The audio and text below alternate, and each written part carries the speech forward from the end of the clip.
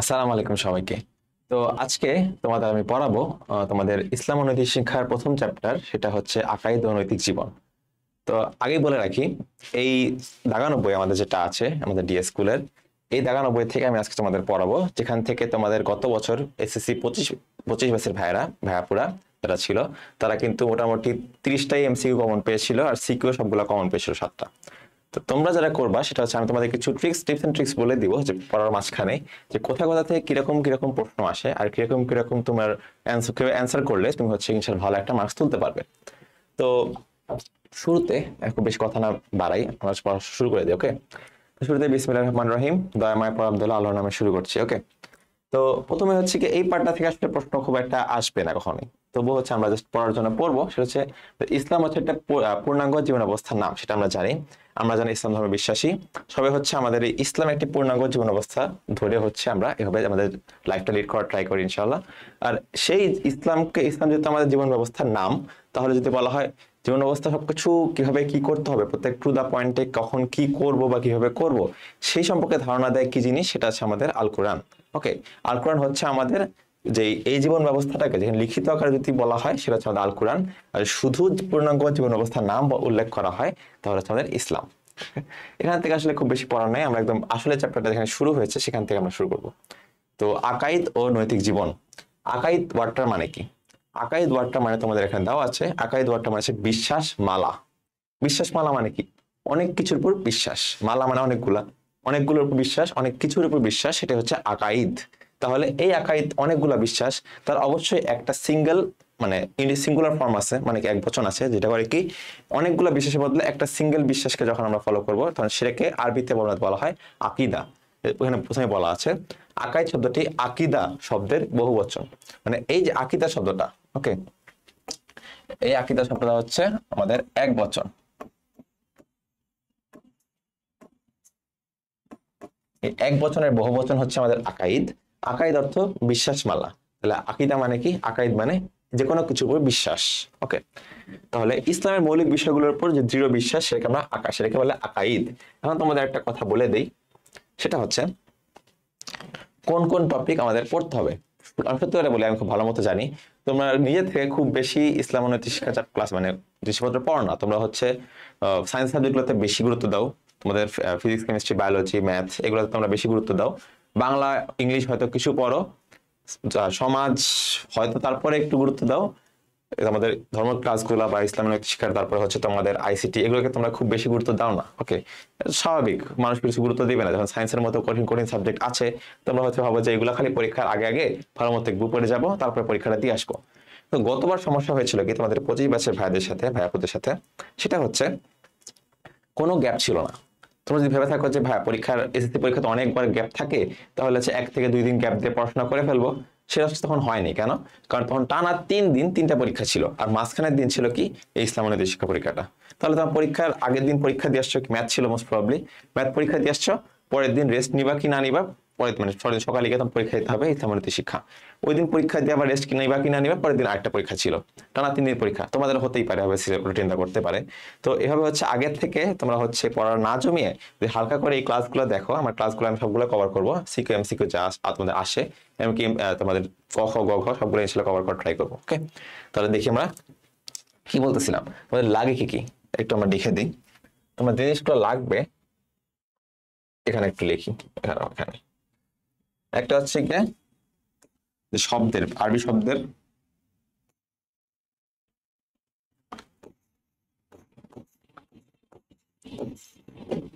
অর্থ লাগবে, সংজ্ঞা, গুরুত্ব।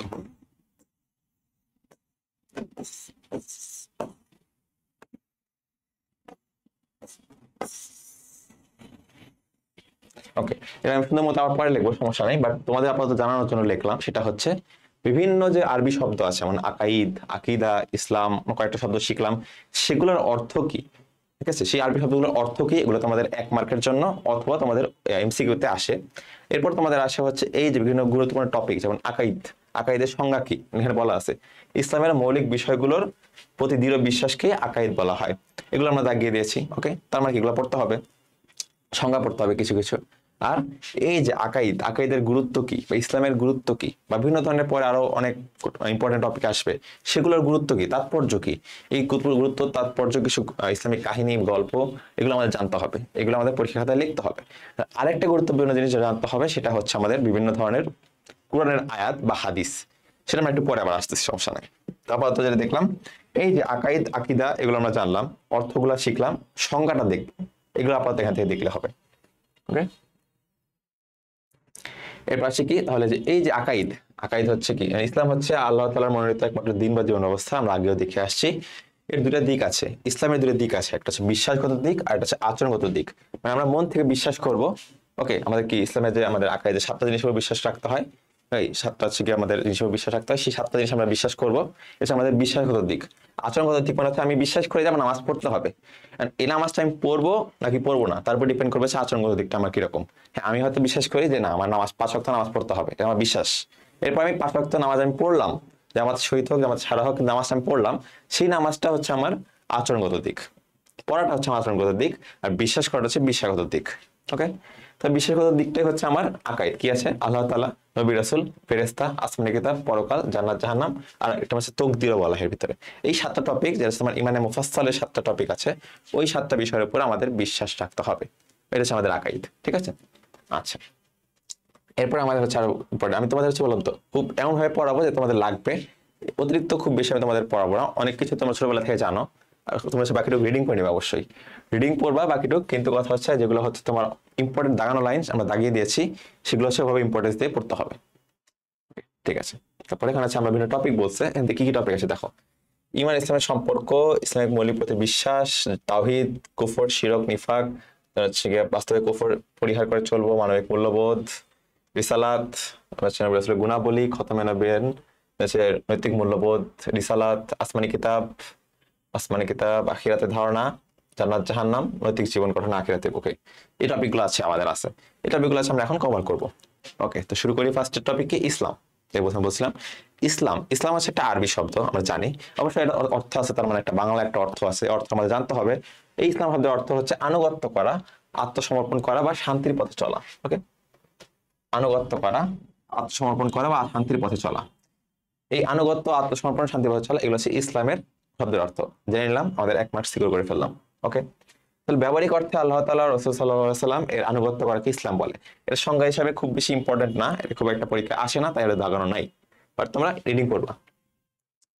শরীয়তের পরিভাষায় আল্লাহ তাআলার প্রতি আন্তরিকভাবে বিশ্বাস স্থাপন করে যার তার নিকট পরিপূর্ণভাবে আত্মসমর্পণ করা, বিনা দ্বিধায় তার যাবতীয় আদেশ নিষেধের আনুগত্য করা এবং তার দেওয়া বিধান ও হযরত মুহাম্মদ সাল্লাল্লাহু আলাইহি সাল্লাম এর দেখানো পথ অনুসরণ করাকেই, মানে জীবনযাপন করাকেই ইসলাম বলা হয়। আর সুন্দর একটা সংজ্ঞা দিয়ে দিছে, সংজ্ঞাটা তোমরা পড়বা, পরীক্ষায় খুব একটা আসে না, বাট স্টিল তোমরা হচ্ছে কিছু কিছু কি ওয়ার্ড আমরা দাগিয়ে দিছি, যেমন বিশ্বাস স্থাপন, আদেশ নিষেধের আনুগত্য আর আত্মসমর্পণ করা, এই 3টা কিওয়ার্ড মনে রাখতে পারলে আসলে পুরো সংজ্ঞাটা লেখা সম্ভব। ঠিক আছে, আচ্ছা। এরপর আছে আমাদের হাদিসে মহানবী সাল্লাল্লাহু আলাইহি ওয়াসাল্লাম, এই যে তোমাদের বলছিলাম যে কিছু হাদিস, কিছু কোরআনের আয়াত থাকবে যেগুলো হচ্ছে তোমাদের পরীক্ষা অ্যান্সার করতে হবে। বিশেষ করে গয়ের ক্ষেত্রে অ্যাটলিস্ট 2 থেকে 3টা, ঘ মার্কের বা 4 মার্কের জন্য তোমাদের 3টা থেকে 4টা আয়াত লেখা উচিত। আর আয়াতগুলো কিভাবে লিখবা, আয়াতগুলো লিখবা হচ্ছে তোমার নীল কালি দিয়ে, নীল কালিতে লিখলে জিনিসটা চোখে পড়ে আর জিনিসটা সুন্দর লাগে। বানায় আয়াত লেখার দরকার নাই, তোমার হচ্ছে গিয়ে ওটা আমি তোমাদের একটা ভালো বুদ্ধি দিয়ে দিই। কিছু কিছু আয়াত আছে তোমাদের বই, কিছু আয়াত বা হাদিস আছে যেগুলো হচ্ছে অনেক কমন হাদিস বা কমন একটা টপিকের হাদিস, যেটা হচ্ছে মনে করো তুমি অনেক জায়গায় ইউজ করতে পারো। এমন একটা হাদিস বা এটা একটা আয়াত আর কি, আচ্ছা হাদিস, এটা হাদিস। ওকে, ইসলাম হলো তুমি এই কথায় সাক্ষ্য দেবে আল্লাহ ব্যতীত কোনো ইলাহ নেই, এটা হচ্ছে কি, আচ্ছা, আল্লাহ রাসূল সাল্লাল্লাহু আলাইহি ওয়াসাল্লাম করবে, যাকাত প্রদান করবে, রোজা পালন করবে, মানে ইমানের যে 5টা ভিত্তি, 5টা ভিত্তি নিয়ে তোমার হচ্ছে একটা হাদিস দেওয়া হয়েছে। এই হাদিসে তোমরা কি, এই হাদিসটা তোমরা এখানে ইউজ করতে পারো, তোমরা ইসলামের তাৎপর্য গুরুত্ব ইউজ করতে পারবা। তারপর হচ্ছে তোমার মানে তোমার লিটারালি পুরো ইসলামিক যেহেতু বই, এটা ইসলাম নৈতিক শিক্ষা বই, এই বইয়ের পুরা যতগুলা টপিক আছে সবগুলো টপিক আন্ডারে কিন্তু তুমি হাদিসটা ইউজ করতে পারো, কারণ কি এটা কমন টপিক, কমন টপিকের যে কোনো জায়গায় তুমি এটা ইউজ করতে পারো। তাহলে হচ্ছে এরপরে আরেকটা আয়াত বলা হয়েছে, আল্লাহ তাআলা বলছে যে নিশ্চয়ই আল্লাহর নিকট ইসলামী একমাত্র মনোনীত জীবন অবস্থা। এটা হচ্ছে সেম কমন একটা জিনিস।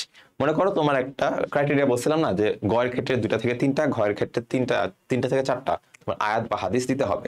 তো সেখানে মনে করো কোনো কারণে তুমি এটা খুঁজে পাচ্ছ না, একটা টপিকে একটা আয়াত খুঁজে পাচ্ছ না তার মতো, তুমি কমন একটা জিনিস তুমি এখানে উল্লেখ করে দিলে, যে নিশ্চয়ই আল্লাহর নিকট ইসলামী একমাত্র মনোনীত জীবন ব্যবস্থা।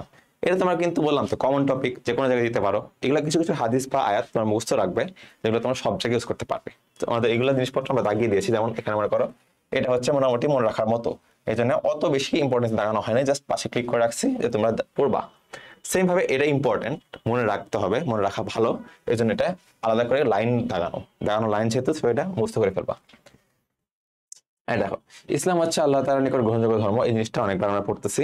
আর যিনি ইসলাম অনুসারে জীবন পরিচালনা করেন তাকে বলা হয় মুসলিম বা মুসলমান।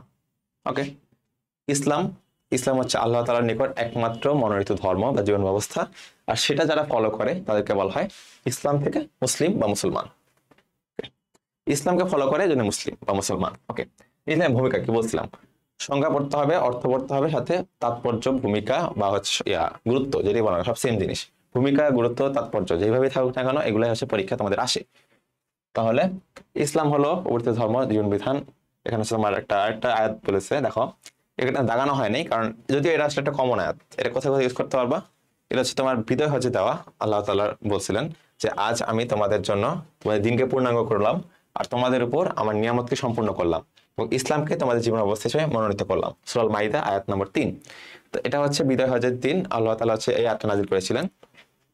তো এই আয়াতটা দিয়ে তুমি হচ্ছে এখানে ইউজ করতে পারো, কমন কয়েকটা জায়গায় ইউজ করতে পারবা। স্পেসিফিক্যালি তোমার চ্যাপ্টার 5 নম্বর অধ্যায় আদর্শ জীবনচরিত, যেটা সেখানে মহানবী সাল্লাল্লাহু আলাইহি ওয়াসাল্লামের বিদায় হজের যে পার্টটা আছে, সেখানেও কিন্তু তুমি এই আয়াতটা আবার পাবা। এই আয়াতটা এখান থেকেও ওখানে ইউজ করতে পারো। ঠিক আছে, আচ্ছা। তারপরে কি বলছে, মানুষের জন্ম থেকে মৃত্যু পর্যন্ত সকল কাজকর্মের দিক নির্দেশনায় ইসলাম বিদ্যমান। কারণ সম্পূর্ণ জীবন অবস্থা মানে কি, সকল কাজকর্মের মানে জন্মের পর থেকে মৃত্যু পর্যন্ত সকল কাজকর্মের সকল কাজের আবার দিক নির্দেশনা দিবে। তখন এখন কি করব, তখন কি করব, প্রত্যেকটা কাজের জন্য দিক নির্দেশনা দেওয়ার জন্য আমাদের ইসলাম বিদ্যমান।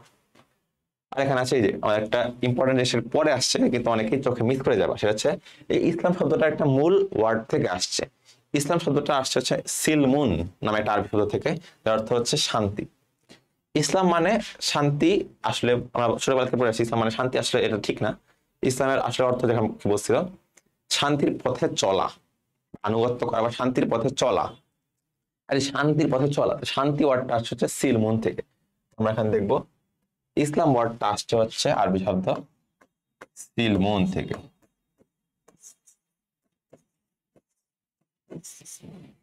ওকে, আচ্ছা, সিলমুন মানে কি শান্তি।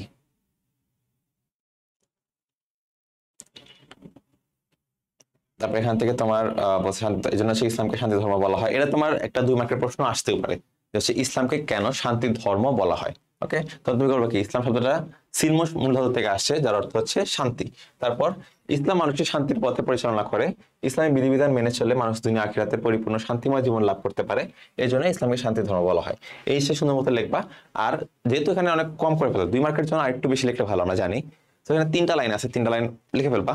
লেখার পর কি করবা, একটা আয়াত দিয়ে দিবা। কি আয়াত দিবা, এই যে একটা ছোট একটা আয়াত ছিল এখানে, এই যে নিশ্চয়ই আল্লাহর নিকট ইসলামী একমাত্র মনোনীত ধর্ম ও জীবন অবস্থা। এটা কিন্তু অলরেডি মুখস্থ করে রাখছো গ ঘয়ের জন্য, ক্ষতি দিয়ে দিলা, সমস্যা নেই। তো নীলকালি দিয়ে লিখবা, টিচাররা খুশি হবে, আর 2 মার্ক কনফার্ম 2 মার্ক দিয়ে দিবে।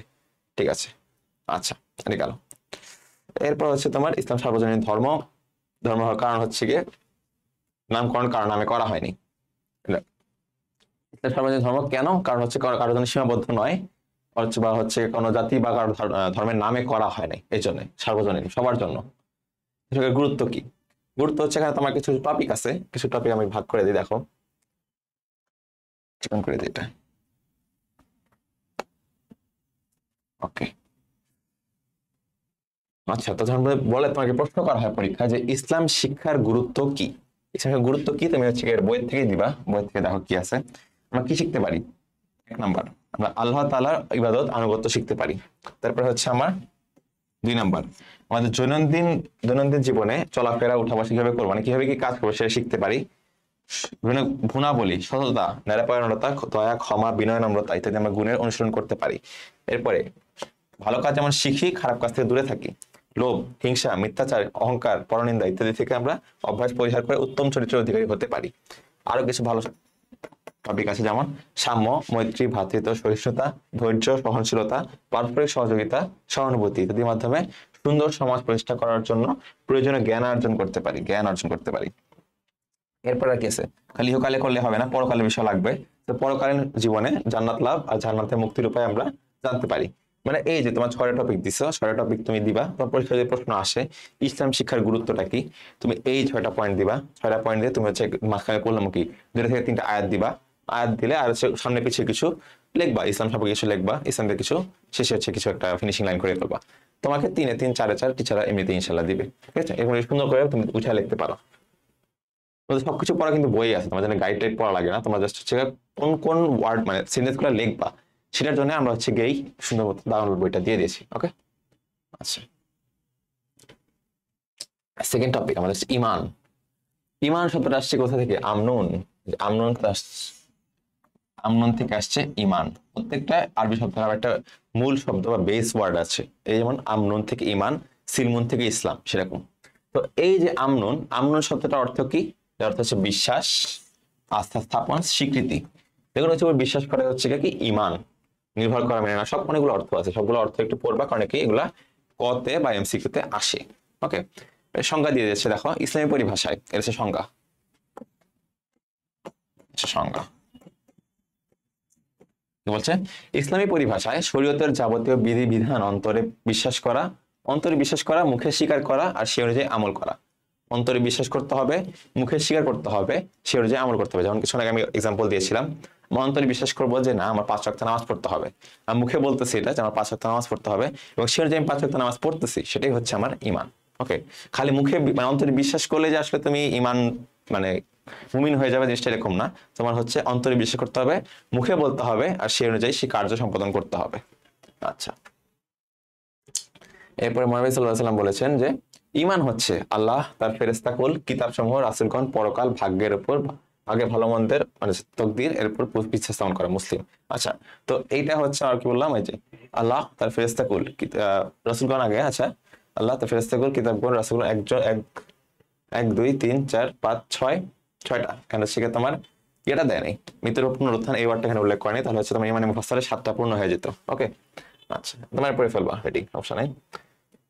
প্রকৃতপক্ষে ইসলামের মূল বিষয়গুলো যেটা বলছিলাম, এই যে এই টপিকগুলো কিন্তু ইসলামেও ছিল। সো ইসলামের মূল বিষয়গুলোর উপর যে বিশ্বাস স্থাপন করা, সেই হচ্ছে মুখে স্বীকার করা আর সেই অনুযায়ী আমল করা, এইসব কিছু হচ্ছে ইমান। একদম ডিরেক্ট সহজ একটা সংজ্ঞা দিছে, বাট এই সংজ্ঞাটা হচ্ছে বেটার। পরীক্ষার সংজ্ঞা আসে আসলে এই সংজ্ঞাটা দেওয়া বেটার, যেহেতু ইসলামী পরিভাষায় উল্লেখ করে দেওয়া হয়েছে। অনেকগুলো ওয়ার্ডই দেখবা মানে লাইন দেখবা ইসলামী পরিভাষায় উল্লেখ করে দেওয়া হয়েছে, সেগুলাই মেইনলি টিচাররা সংজ্ঞা হিসেবে দেখতে চায়। ঠিক আছে, আচ্ছা, তাহলে হচ্ছে কি এখানে এই যে মানে মুফাসসার বলে দিচ্ছে, এখানে পয়েন্টগুলো ইম্পর্টেন্ট। কি করছে দেখো, আমি ঈমান আনলাম আল্লাহর প্রতি, তার ফেরেশতাগণের প্রতি, তার কিতাবগুলোর প্রতি, তার রাসূলগণের প্রতি, আখিরাতের প্রতি, তকদিরের প্রতি, তার ভালো মন্দ আল্লাহ তাআলার নিকট থেকেই হয় এবং মৃত্যুর পর পুনরুত্থান। 7টা টপিক আছে এখানে, আল্লাহ, ফেরেশতাগণ, কিতাব, রাসূলগণ, আখিরাত, তকদির আর মৃত্যুর পর পুনরুত্থান। এই 7টা টপিকের উপর কি আছে? আমাদের ঈমানে মুফাসসাল। আর ঈমানে মুফাসসালের উপর বিশ্বাস করা, এই প্রত্যেকটা টপিক হচ্ছে আমার আলাদা আলাদা করে তোমার এখন ডিসক্রাইব করা আছে তোমাদের বইয়ে, যেটা আমাদের এখন পড়তে হবে। ওকে, আর এখানে প্রত্যেকটা ইম্পর্টেন্ট হচ্ছে, ইম্পর্টেন্ট হাইলাইট করা, এখানে ভাই লিখে দিছে। এই চ্যাপ্টারটা তোমাদের তুরাব ভাই দাগানো। ওকে, আচ্ছা, এরপর সে বলছিলাম যে যারা হচ্ছে ইসলামের মানে জীবন ব্যবস্থা যারা ফলো করে, ইসলাম থেকে আসছে কি মুসলিম বা মুসলমান, তাহলে ইমান থেকে কি আসবে? মুমিন, তাই না? হচ্ছে যে এই বর্ণিত বিষয়গুলোর উপর সুদৃঢ় আস্থা বা বিশ্বাস ব্যতীত প্রকৃত ইমানদার হওয়া যায় না। যেগুলোতে পূর্ণ বিশ্বাস স্থাপন করেন তাকে বলা হয় মুমিন। ইমান থেকে মুমিন, ইসলাম থেকে মুসলিম। ইমান ইসলামের সম্পর্কটা কি? ওকে, আমরা দেখবো যে ইমান ইসলামের অত্যন্ত ঘনিষ্ঠ আর অবিশ্বাসের সম্পর্ক আছে। কি আছে? এখান থেকে আসলে 2 মার্কের প্রশ্ন আসে আমার জানা মতে, এখান থেকে একটা 2 মার্কের প্রশ্ন আসে, এটা একটু লিখে দিই। 2 মার্ক লেখা প্রশ্ন আসে। কি আসে? কি ঘনিষ্ঠ সম্পর্ক? যেমন হচ্ছে গিয়ে এই ইমান ইসলামের সম্পর্কে গাছের মূল আর শাখা প্রশাখার মতো। এই ইমানটা হচ্ছে গাছের মূল। ওকে, গাছের মূলটা হচ্ছে ইমান। আমরা একটা গাছ যদি এখন ধরে নেই, এটা গাছ ধরো, গাছে কি আছে? শাখা প্রশাখা আছে, তাই না? আর এখানে কি কাণ্ড আছে, এই কাণ্ড আর হচ্ছে গিয়ে মূল। ঠিক আছে, তাহলে এই যে মূলটা, এই মূলটাই হচ্ছে আমার ইমান। মূলটাকে আমরা ধরে হচ্ছে ইমান। এই ইমানের উপর বিশ্বাস করে আমরা যে হচ্ছে গিয়ে মানে আমাদেরকে ফলো করতেছি, সেটাই হচ্ছে আমাদের এই কাণ্ড বা শাখা প্রশাখা, এই পার্টগুলো হচ্ছে আমাদের ইসলাম। ওকে, আমরা থেকে নিচে হচ্ছে কি করছে আমরা ইমান। ওকে, আমাদের শিকড়টা হচ্ছে আমরা ইমানের উপর বিশ্বাস করে, ইমানকে আমরা বেস ধরে আমরা হচ্ছে যে বিভিন্ন ধরনের আমাদের কার্যক্রম ফলো করতেছি, সেগুলো হচ্ছে আমাদের কি, আমাদের ইসলাম। তাহলে এখানে বলা আছে দেখো, ইমান হচ্ছে গাছের শিকড় বা মূল, আর ইসলাম হচ্ছে তার শাখা প্রশাখা। মূল না থাকলে শাখা প্রশাখা হয় না, আর শাখা প্রশাখা না থাকলে খালি মূল দিয়ে কোনো কাজ হবে না। তো তোমার ইমান আর ইসলাম দুটাকে হচ্ছে একসাথে কনজিকিউটিভলি চালাইতে হবে।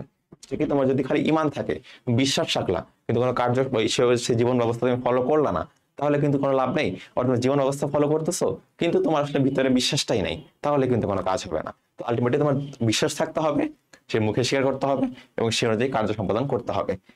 তোমার জীবন অবস্থাটাই হবে তৈরি করতে হবে, তাহলে হচ্ছে আলটিমেটলি তোমার এই যে ইমান আর ইসলামের সম্পর্কটা তোমাদের দৃঢ় হবে। তো আমরা দেখলাম যে এই ইসলাম হচ্ছে ইমানের বহিঃপ্রকাশ। ওকে, তো এই যে বহিঃপ্রকাশ মানে কি, নিচে হচ্ছে ইমানটা আমাদের ছিল মূল হিসেবে, সেটার বহিঃপ্রকাশ হিসেবে আমাদের যে গাছ বা শাখা প্রশাখা তৈরি হলো, সেটা হচ্ছে আমাদের বহিঃপ্রকাশটা। তাহলে কি আছে এখানে, আল্লাহ, রাসূল, ফেরেশতা ইত্যাদি বিষয়ে বিশ্বাস স্থাপন করা হচ্ছে ইমান, আর সালাত, যাকাত, হজ এটা পালন করা হচ্ছে আমার ইসলাম। ওকে, আচ্ছা, তাহলে এখানে হচ্ছে আমার 7টা মূল বিষয়, যেটা আমরা তোকে বললাম, হচ্ছে আল্লাহর প্রতি বিশ্বাস, হচ্ছে আমার ফেরেশতাদের প্রতি বিশ্বাস, কিতাবের প্রতি বিশ্বাস, নবী রাসূলের উপর বিশ্বাস, তারপরে পরকাল, তারপরে তকদির, আর লাস্টে হচ্ছে আমার মৃত্যুর পর পুনরুত্থান। এই 7টা বিষয়ের উপর বিশ্বাস আমাদের করতে হবে। টপিকগুলো সব তোমাদের আলাদা করে বলে দিচ্ছি, দেখো আমরা। আল্লাহ তাআলার প্রতি বিশ্বাস প্রথমে সর্বপ্রথম আর সর্বপ্রধান বিষয়, তোমার এমসিকিউতে আসতে পারে। ওকে, আমাদের ইমানের সর্বপ্রথম এবং সর্বপ্রধান বিশ্বাস কি, অবশ্যই আমাদের সৃষ্টিকর্তা মহান আল্লাহ তাআলার প্রতি আমাদের বিশ্বাস স্থাপন করতে হবে। না করলে একজনকে আমরা মুমিন মুসলিম কিছুই বলতে পারবো না। ঠিক আছে, প্রথমত আমাদের সর্বপ্রথম আর সর্বপ্রধান বিষয় হচ্ছে আমার আল্লাহ তাআলার প্রতি বিশ্বাস। আল্লাহ তাআলার প্রতি বিশ্বাস, এটা হচ্ছে আমাদের সর্বপ্রথম সর্বপ্রধান বিষয়। এরপরে হচ্ছে আমাদের দ্বিতীয় বিষয় যেটা আসবে, সেটা হচ্ছে ফেরেশতাগণের প্রতি বিশ্বাস। প্রত্যেকটা টপিক কিন্তু তোমার জানতে হবে, 7টা টপিক বললাম। ফেরেশতাগণের প্রতি বিশ্বাস, আর নূরের তৈরি, সংখ্যা অগণিত, নারী অরণ, পুরুষ, এগুলো কিছু এমসিকিউর জন্য বা হচ্ছে বহুপদী হিসেবে আসতে পারে, দাগে দেওয়া হয়েছে, তোমরা একটু পড়ে ফেলবা। দেন আছে আসমানি কিতাবের বিশ্বাস, যেখানে হচ্ছে আমাদের আসমানি কিতাব আছে 104টা, 100টা সহিফা, 4টা হচ্ছে বড় কিতাব। ঠিক আছে, 104খানা উল্লেখ করা বলেছে, আচ্ছা সমস্যা নেই। হচ্ছে নবী রাসূলগণের প্রতি বিশ্বাস, সকল সৃষ্টির মধ্যে তারাই সর্বোচ্চ মর্যাদার অধিকারী। যত সৃষ্টি আছে সবার মধ্যে সর্বোচ্চ মর্যাদার অধিকারী হচ্ছে আমাদের নবী রাসূলগণ। তাদের মধ্যে সর্বোচ্চ কে, সে হচ্ছে আমাদের হযরত মুহাম্মদ সাল্লাল্লাহু আলাইহি ওয়াসাল্লাম। আচ্ছা, আখিরাতে বিশ্বাস করতে হবে, কবর, হাসর, মিজান, সিরাত, জান্নাত, জাহান্নাম ইত্যাদি হচ্ছে আখিরাতের একটা পর্যায়ে, এটা বিশ্বাস রাখতে হবে আমার। তকদির, আল্লাহ আমাদের যে একটা ভাগ্য নির্ধারণ করে দিয়েছে, সেই বিষয়ে আমার বিশ্বাস রাখতে হবে। ওকে, সেজন্য হচ্ছে আমাদের সবর করতে হবে আর শুকর আদায় করতে হবে। আর আসছে হচ্ছে মৃত্যুর পর পুনরুত্থান, মানে আমাদের যে ইহকাল আর পরকাল, এই যে আমরা এখন পৃথিবীতে বসবাস করতেছি, এটা হচ্ছে আমাদের ইহকাল জীবন চলতেছে। এই ইহকাল জীবন একসময় শেষ হয়ে যাবে, মানুষ মারা যাবে, একসময় হচ্ছে কিয়ামত হবে বা পরকাল, তখন হচ্ছে তারপর কিয়ামতের পর আমাদের হচ্ছে পরকালটা শুরু হচ্ছে। মিলে হচ্ছে মৃত্যুর পর, মৃত্যুর পর হচ্ছে আমাদের পরকাল শুরু হয়ে যায়। পরকাল শুরু একটা পর্যায়ে হচ্ছে যখন হচ্ছে কিয়ামত হবে, কিয়ামত হওয়ার পর সবাইকে আল্লাহ পুনরুত্থান করবেন, তখন হচ্ছে আমাদের সবকিছুর হিসাব নিকাশ করবেন। সেই সময়টাকে বলা হচ্ছে মৃত্যুর পর পুনরুত্থান, এই যে আবার জীবিত করবে সেটা, সেগুলো হিসেব নেবেন এগুলা। ঠিক আছে, তো এই টপিক গুলো হচ্ছে আমার 7টা যে মেইন টপিক ইমানের, সেটা আমাদের জানতে হবে। কি কি টপিক না মনে রাখতে হবে, সেখান থেকে কিছু জেনারেল ইনফরমেশন আমাদের মাথায় রাখতে হবে, এমসিকিউতে আসতে পারে বা কম মার্কের জন্য আসতে পারে। ঠিক আছে, আচ্ছা, এরপর আছে মানবিক মূল্যবোধের বিকাশে ইমানের গুরুত্ব, এটা তোমার সিকিউতে আসতে পারে। আচ্ছা, সিকিউ টপিক গ বা ঘতে আসতে পারে, মেনলি ঘতে আসার চান্স বেশি। তো এই টপিকে কি করবা, এই টপিকে হচ্ছে তোমার কিছু কিছু কি কি মনে রাখবে, দেখো গুরুত্বটা কোথায়। তোমার বলা আছে ইমানের মূল কথা কি, আল্লাহ বাদে কোনো মাবুদ নেই, মুহাম্মদ সাল্লাল্লাহু আলাইহি ওয়াসাল্লাম আল্লাহর রাসূল, মানে লা ইলাহা ইল্লাল্লাহু মুহাম্মাদুর রাসূলুল্লাহ, আমাদের যে ইমানের তাইয়্যিবা, কালিমা তাইয়্যিবা এটা। আচ্ছা, তারপরে হচ্ছে মর্যাদা করে, এই যে এখানে দেখো, এখান থেকে শুরু হয়েছে কি করে, কালিমা হচ্ছে মানুষকে আত্মমর্যাদাশীল করে, এটা 1 নাম্বার। নিচে যাব, নিচে গিয়ে দেখবো যে ইমানের কাজ কি, সুন্দর মানুষকে সত্য সুন্দরের পথে পরিচালনা করে, নৈতিক জীবনযাপনে উদ্বুদ্ধ করে, কোন ব্যক্তি সর্বদাই মানবিকতা নৈতিকতা ধারক হয়, অন্যায়, অত্যাচার, অনৈতিক কার্যকলাপ ইমানের সম্পূর্ণ বিপরীত, তাই তো। পূর্ণ কখনো হচ্ছে মানবিকতা মানুষের বিপরীতে কাজ করতে পারে না, সর্বদাই সবসময় হচ্ছে নীতি, নৈতিকতা, মানবিকতা আদর্শ অনুসরণ করে, সাম্য, এই দেখো এই লাইনটা আগে আমরা পড়েছি, আবার আসছে, সাম্য, মৈত্রী, ভ্রাতৃত্ব, সহযোগিতা, সহমর্মিতা, গণবলের চর্চা করে, হচ্ছে আমার কুফর, নিফাক, শিরক ইত্যাদি হচ্ছে সম্পূর্ণ পরিপন্থী। এগুলো হচ্ছে, এগুলো কোনো কাজ করা যাবে না। এগুলো হচ্ছে ইমানের পুরো বিপরীত একটা জিনিস। তো আমরা সেখানে কি 7টা পয়েন্ট দেখলাম। 7টা পয়েন্ট কি কি আছে, ইমানের গুরুত্ব কি কি আছে দেখো। আচ্ছা, ইমান হচ্ছে আমাদের, ইমান থেকে আমাদের কলিমা আসতেছে। কলিমা হচ্ছে মানুষকে আত্মমর্যাদাশীল করে। এরপরে ইমান হচ্ছে মানুষকে সত্য সুন্দর পথে পরিচালনা করে, নৈতিক জীবনযাপনে উদ্বুদ্ধ করে, অন্য অত্যাচার অনৈতিক কার্যকলাপ থেকে বিপরীত দূরে রাখে, সবসময় নীতি নৈতিকতা মানবিকতা আদর্শ অনুসরণ করতে সাহায্য করে, সাম্য মৈত্রী ভ্রাতৃত্ব সহযোগিতা সমমিতা ইত্যাদি চর্চা করি। আর কুফর, নিফাক, শিরক ইত্যাদি থেকে বিপরীতে থাকি আমরা। ওকে, এগুলো হচ্ছে মুনাফিক সম্পর্কে আল্লাহ তাআলা বলেছেন। মুনাফিক কি জিনিস, হচ্ছে নিফাক যারা করে। একটু পরে আবার ডিটেলস আছে যে আল্লাহ সাক্ষ্য দিচ্ছেন যে নিঃসন্দেহে মুনাফিকরা মিথ্যাবাদী। সূরা আল মুনাফিকুন আয়াত 1। মুনাফিকদের নিয়ে একটা সূরা আবিষ্কার হয়েছে, সরি সূরা হচ্ছে নাজিল হয়েছে, সূরা আল মুনাফিকুন আয়াত নম্বর 1। সেখানে হচ্ছে আল্লাহ তাআলা এটা বলেছেন। আর এই মুনাফিক নিফাক নিয়ে হচ্ছে আরেকটু পরে মানে তোমাদের ইয়াতে মোস্ট প্রবাবলি এই চ্যাপ্টারে বা চ্যাপ্টার 4-এ তোমার ডিটেলসে আছে, সমস্যা নেই, আমরা ভালো মতো পড়বো। তো এখানে আবার এই যে মূল্যবোধে উদ্ভূত করে সব জিনিস আবার আসছে পরে। এই 7টা পয়েন্টই তুমি যদি পরীক্ষা আসতে পারে যে এই নৈতিক মূল্যবোধে, টপিকটা কি দেখো, নৈতিক মানবিক মূল্যবোধ বা নৈতিক মূল্যবোধে ইমানের বিকাশে ইমানের গুরুত্ব কি কি, ইমানের গুরুত্ব কি, এরকম নিয়ে হচ্ছে তোমার একটা শুধুমাত্র একটা গল্প আসবে ফার্স্টে সৃজনশীলে। গল্প নিয়ে লাস্টে তোমার ঘতে প্রশ্ন করবে যে অমুকের তমকের বা কিছু একটা দিয়ে মানবিক মূল্যবোধের বিকাশে ইমানের গুরুত্ব, আলটিমেটলি তোমার এর আনসার করতে হবে। তোমার টপিকটা বুঝতে পারবে, তোমার টপিকটা চাইছে আসলে ইমান, তখন ঘতে আসবে কি ইমানের গুরুত্ব। ইমানের গুরুত্ব কি কি, এই যে 7টা গুরুত্ব আমি বলে দিলাম। এখানে একটা, এখানে আছে তোমার বাকি 6টা। এই 7টা হচ্ছে তোমার এখন লিখতে হবে খাতায়। প্লাস কি করতে হবে আর কি বলছিলাম, আরো লিখতে হবে কি, ওই যে কিছু কিছু আয়াত লিখতে হবে বা হাদিস লিখতে হবে।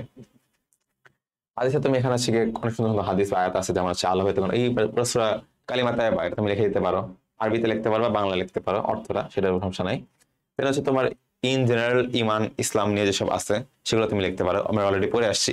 সেখান থেকে 2-3টা করে তুমি হচ্ছে গ বা ঘরের উপর ডিপেন্ড করে বসাই দিবা। ওকে, এটাই হচ্ছে তোমার এই পর্যন্ত গেল। আর যে ব্যক্তি তার প্রভুর সামনে দণ্ডায়মান হওয়ার পর ভয় করে এবং নিজ প্রবৃত্তি অনুসরণ থেকে বিরত থাকে, নিশ্চয়ই জান্নাতে হতে বাসস্থান। এটা তুমি পড়তে পারো। এটা হচ্ছে তোমার এই ইমানের গুরুত্ব হিসেবে তুমি দিতে পারো। ঠিক আছে, আচ্ছা। ইমান হচ্ছে মানুষের মধ্যে মানবিকতা ও মনুষ্যত্বের বিকাশ ঘটায়। এটা হচ্ছে গিয়ে তোমার এমসিকিউতে আসতে পারে যে মানুষের মধ্যে মানবিকতা ও মনুষ্যত্বের বিকাশ ঘটায় কোনটি, ইমান, ইসলাম, আরো দক্ষিণ দুইটা দিতে পারে। সেখানে তোমার অ্যান্সার হবে কি ইমান। ওকে, এরপর হচ্ছে তাওহীদ। তাওহীদ শব্দের অর্থ কি একত্ববাদ, মানে আমরা হচ্ছে আল্লাহ এক, আল্লাহ এক ও অদ্বিতীয়, লা ইলাহা ইল্লাল্লাহ, মানে কালিমা তাইয়্যিবার প্রথম যে 3টা ওয়ার্ড আমরা আরবি ওয়ার্ড বলি, লা ইলাহা ইল্লাল্লাহ, মানে আল্লাহ কোনো মাবুদ নেই আল্লাহ ব্যতীত। এই যে আল্লাহকে এক আর অদ্বিতীয় সত্তা হিসেবে মেনে নিচ্ছি, তার কাছে আমাদের একমাত্র সৃষ্টিকর্তা হিসেবে মেনে নিচ্ছি, এই জিনিসটা হচ্ছে আমাদের তাওহীদ বা বাংলায় একত্ববাদ বলা হয়। একত্ববাদ, একত্ববাদ হচ্ছে তাওহীদ। তো এই তাওহীদটা হচ্ছে মূল কথা কি, যে আল্লাহ তাআলা এক অদ্বিতীয় বললাম। এখানে হচ্ছে কি বলছে যে সূরা শুরায় বলা হয়েছে কোনো কিছুই তার সদৃশ নয়।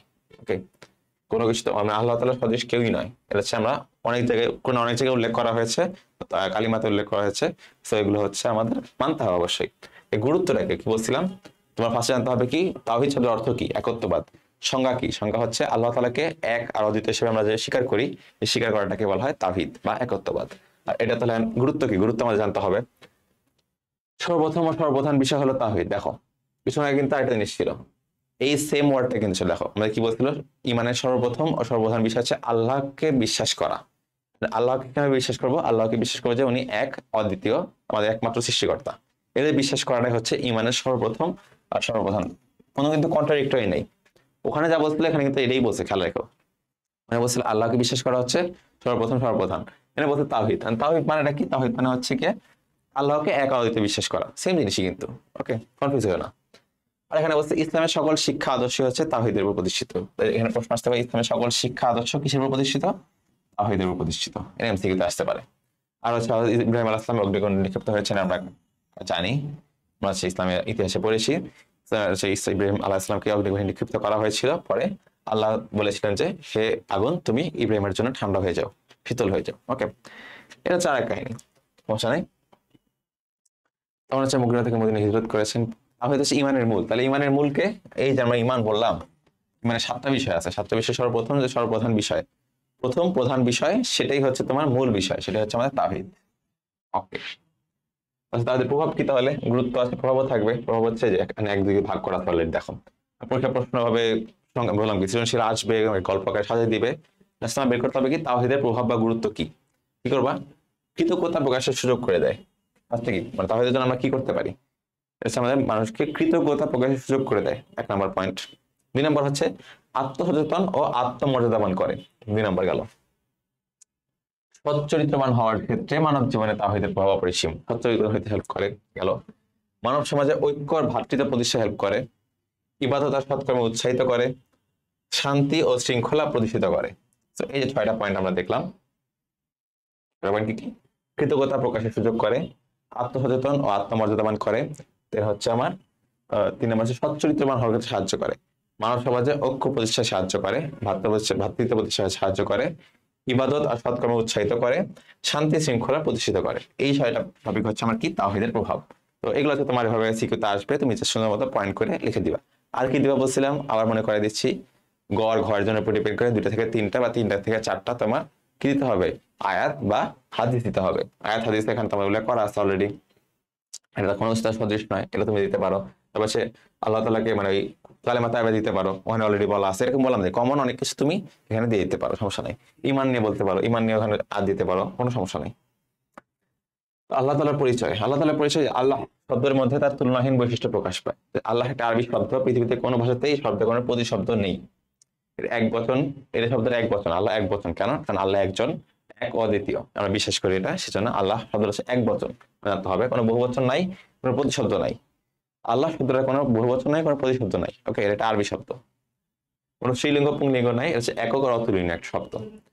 তখন হচ্ছে আল্লাহ তাআলা বলেছেন এই নবীকে, তিনি আল্লাহ একক অদ্বিতীয়, আল্লাহ কার মুখাপেক্ষী নন, সকলেই তার মুখাপেক্ষী। তিনি কাউকে জন্ম দেননি এবং তাকেও জন্ম দেওয়া হয়নি, আর তার সমতুল্য কেউ নেই। আমাদের সূরা ইখলাস আয়াত নম্বর 1 থেকে 4 আমরা জানি। সূরা ইখলাস আমরা আশা করি সবাই জানি, মুখস্থ আমাদের সবার আছে, আমরা নামাজে পড়ি এটা।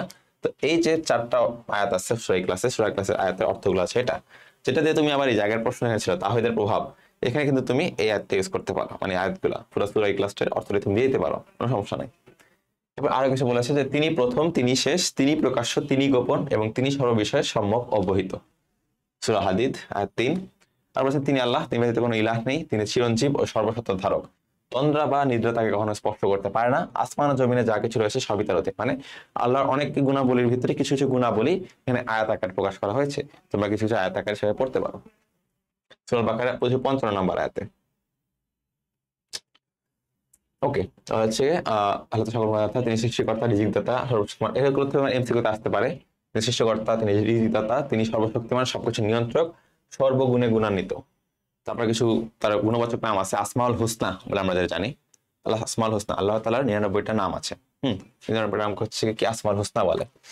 কি রহিম, পরম করুণাময়, জাব্বার প্রবল, গাফফার অতি ক্ষমাশীল, বাসির সর্বদ্রষ্টা, সামিউল সর্বশ্রোতা, আলিউ মহান, হাফিজ মহারক্ষক। খুবই ইম্পর্টেন্ট নামগুলো লিখে দিয়েছে, খুবই ইম্পর্টেন্ট নাম, আর তার অর্থগুলো ইম্পর্টেন্ট, কারণ এগুলো এমসিকিউতে 1 মার্কে প্রচুর আসে, প্রচুর। ঠিক আছে, যতগুলো নাম আছে সবগুলো নাম তোমার মুখস্থ করতে হবে, অর্থ সহ অবশ্যই। আচ্ছা, তারপর আমরা পরের টপিকে আসি, সেটা হচ্ছে আমাদের কুফর। কুফর হচ্ছে, অর্থটা দেখি আমরা। কুফর একটা আরবি শব্দ যার অর্থ হচ্ছে অস্বীকার করা, অবিশ্বাস করা, ঢেকে রাখা, গোপন করা, অকৃতজ্ঞতা, অবাধ্য হওয়া। এখন তো আমরা দেখতেছি যে আমরা একটা স্বীকার করা বা বিশ্বাস করা, সেটা আমরা কিছু আগে শিখে আসলাম যে ঈমান। ঈমান, যারা ঈমান পালন করে মুমিন, তারা কি করে, তাদের কাজ হচ্ছে বিশ্বাস করা বা স্বীকার করা। কিন্তু আমরা যদি স্বীকার না করি তাহলে কি বলা হয়, তাদের কাফির, মানে কুফর। কুফর করাকে বলা হয়, যারা কুফর করে তাদের বলে কাফির। তাহলে আমরা দেখতেছি এই ঈমান আর কুফর হচ্ছে পুরো উল্টা সত্য। এরকম পরীক্ষা প্রশ্ন আসতে পারে, ঈমান আর কুফর হচ্ছে পুরা অপোজিট। ওকে, এখানে একটা সুন্দর ইয়াতেই, ঈমান আর হচ্ছে কি পুরা অপোজিট শব্দ। ঠিক আছে, ঈমান অর্থ হচ্ছে বিশ্বাস করা বা স্বীকার করা, কুফর অর্থ অবিশ্বাস বা অস্বীকার করা, তাই না? তাহলে যারা ঈমান, যারা মানে ঈমান আনছে তাদেরকে বলা হয় মুমিন, আর যারা কুফরি করে তাদেরকে বলা হয় কাফির। তাহলে এখানে বলা হয়েছে, দেখো, কুফর, অকৃতজ্ঞতা সবকিছু বলা হয়েছে। ইসলামী পরিভাষায় আল্লাহ তাআলা মনোনীত দিন, ইসলামের মৌলিক বিষয়গুলোকে কোনো একটা যদি অবিশ্বাস করাকে বলা হয় কুফর। সংজ্ঞা লাগবে। ওকে, কুফরের সংজ্ঞা লাগবে। কুফর হচ্ছে ঈমানের বিপরীত, বলাই আছে তোমাদের ডিরেক্ট। কুফর জিনিস হচ্ছে পুরো ঈমানের বিপরীত একটা জিনিস। আর ইসলামের মৌলিক বিষয়গুলোতে বিশ্বাসের নাম ঈমান, আর বিশেষ বিষয়ে অবিশ্বাস করা হচ্ছে কুফর। আর যে ব্যক্তি কুফরে লিপ্ত হয় তাকে বলা হয় কাফির। এটা বলা ফেললাম। ধরেন কোনো ইমান ইসলামের বিষয়ে পরিবার না কাফির বলে, ওকে সমস্যা নেই, সংজ্ঞা দিয়ে দিচ্ছে। কাফির অর্থ অবিশ্বাসকারী বা অস্বীকারী। ওকে, কিভাবে কাফির হতে পারে এটা হচ্ছে কি তোমার শুধু মেইন ওয়ার্ডগুলো দাগানো দেখতে হবে, সিকিউতে এই বৈশিষ্ট্য দিবা, এরপর তুমি কুফর চিহ্নিত করবে। তোমার হচ্ছে কি তোমার কবি সৃজনশীল দেখবা কি সৃজনশীল হচ্ছে একটা রবির কথা বলবো, কোনো রহিম করিম ক খ গ ঘ কিছু একটা বলে দিবে, বলার পর করবে কি সেখানে বলবে যে তার ক্যারেক্টারিস্টিক্স কিছু দিবে, যে এই লোক এই করে সেই করে, ঠিক আছে। এই করার পর তোমার হচ্ছে কি বুঝতে হবে যে লোকের আসলে ক্যারেক্টারিস্টিক্স কি, সে কি কাফির মুনাফিক নাকি সে ভালো ইমানদার মানুষ নাকি, সেটা বুঝতে হবে তোমার। তো দেখবা বলবে কি যে মনে করো ব্যক্তি ক, ক ব্যক্তি হচ্ছে কি আল্লাহর অস্তিত্বে বিশ্বাস করে না, বা হচ্ছে ফেরেশতাগণে বিশ্বাস করে না, বা হচ্ছে সালাত আদায় করে না, বা হচ্ছে সালাতের প্রতি বিশ্বাস করে না, হালালকে হারাম মনে করে বা হারামকে হালাল মনে করে, এরকম অনেক কিছু বলবে। তো তুমি করবা কি এই জিনিসটা এখানে চলে আসবে। দেখো ভাই সুন্দর কথা বলে দিচ্ছে যে অস্তিত্ব, আল্লাহর অস্তিত্ব বিশ্বাস করবে, গুণাবলীকে বিশ্বাস করবে। মৌলিক যে 7টা বিষয় আছে আমরা এখানে পড়ে আসি, মানে মুফাসসালে বলা মৌলিক 7টা বিশ্বাস করতে হবে। মৌলিক ইবাদত সালাত, রোজা, তারপর হজ, জাকাত, এগুলাকে বিশ্বাস করলে, হালালকে হারাম আর হারামকে হালাল মনে করলে, এইগুলা ক্যারেক্টারিস্টিক আমার মধ্যে পাওয়া যায়, তাহলে আমরা তাকে কি বলবো, তাকে হচ্ছে আমরা কাফির বলবো। তারপর তুমি বলবে, প্রশ্ন হবে আসবে তোমাকে, আসবে মেইনলি এই টপিকগুলো তোমার জানতে হবে যে তোমার সিকিউকে চিহ্নিত করার জন্য, যে তাহলে কাফিরের বৈশিষ্ট্যটা কি। কাফিরের বৈশিষ্ট্য কি, সে হচ্ছে ফার্স্ট অফ অল কি করবে, আল্লাহ তাআলার অস্তিত্বকে অবিশ্বাস করবে, আল্লাহ নেই এমন কথা বললে সে কাফির হয়ে যাবে। গুণাবলীকে অবিশ্বাস করবে, মানে আল্লাহ তাআলা সৃষ্টিকর্তা, রিজিকদাতা, সবকিছু শোনেন, সবকিছু জানেন, এগুলো যদি বিশ্বাস না করে। দেন হচ্ছে মৌলিক ইবাদত যেগুলা হচ্ছে 7টা বিষয়, মানে আল্লাহ তাআলা, তারপর হচ্ছে ফেরেশতা, নবী রাসূল, আসমানি কিতাব, আখিরাত, তাকদীর, মৃত্যুর পর পুনরুত্থান, এগুলো বিষয়ে যদি বিশ্বাস না রাখে। মৌলিক ইবাদত সালাত, সাওম, রোজা, আচ্ছা জাকাত, হজ, এগুলা। হালালকে হারাম মনে করা, হারামকে হালাল মনে করা, তো বললাম। ইচ্ছাকৃতভাবে কাফিরদের অনুকরণ করা বা ধর্মীয় চিহ্ন ব্যবহার করা, এগুলা। বা ইসলামের গুরুত্বপূর্ণ বিষয়ে ঠাট্টা বিদ্রুপ করা, এগুলা কেউ করে, এই টপিকগুলো করলে সে হচ্ছে কাফির হয়ে যাবে। এরপর হচ্ছে তোমার কাফিরের পরিণতি কুফর কি, এইটা হচ্ছে তোমার পরীক্ষা আসলে লিখতে হবে। এগুলা এত কিছু লাগবে মেনলি চিহ্নিত করার জন্য যে আসলে কি কাফির না মুনাফিক না কি। এরপরে তোমাকে অ্যান্সার করতে হবে যে এই কুফরের পরিণতি, মানে ব্যক্তি কেউ অমুক অমুক তমুক কাজ করে, তার বৈশিষ্ট্য এই সেই। পরে ঘতে প্রশ্ন করবে যে তাহলে উক্ত ব্যক্তি কয়ের হচ্ছে তোমার পরিণতি কি বা কুফল কি, উক্ত ব্যক্তি পরিণত বৈশিষ্ট্যের কুফল কি, এরকম করে প্রশ্ন আসতে পারে। মানে সুন্দর মতো একটা প্রশ্ন দিবে, বাট মেইন জিনিসটা চাবে হচ্ছে এরকম, প্রশ্ন পড়ে বুঝতে পারবা। তারপরে তোমার কি হতে হবে, তোমার জানতে হবে কি হবে তোমার পরিণতি কি। সে অবাধ্যতা, অকৃতজ্ঞতা, অবশ্যই এর মধ্যে সে কুফর মানুষের মধ্যে অবাধ্যতা, অকৃতজ্ঞতা জন্ম দেয়। শেষ গেল। পাপাচার বৃদ্ধি করে আমাদের যে সমাজে বা হচ্ছে মানুষের ভিতরে পাপাচার বৃদ্ধি করে, এর একটা খারাপ জিনিস। হতাশা সৃষ্টি করে, মানুষের ডিপ্রেশনে চলে যায়, এর একটা খারাপ জিনিস, ডিপ্রেশন চলে যাচ্ছে।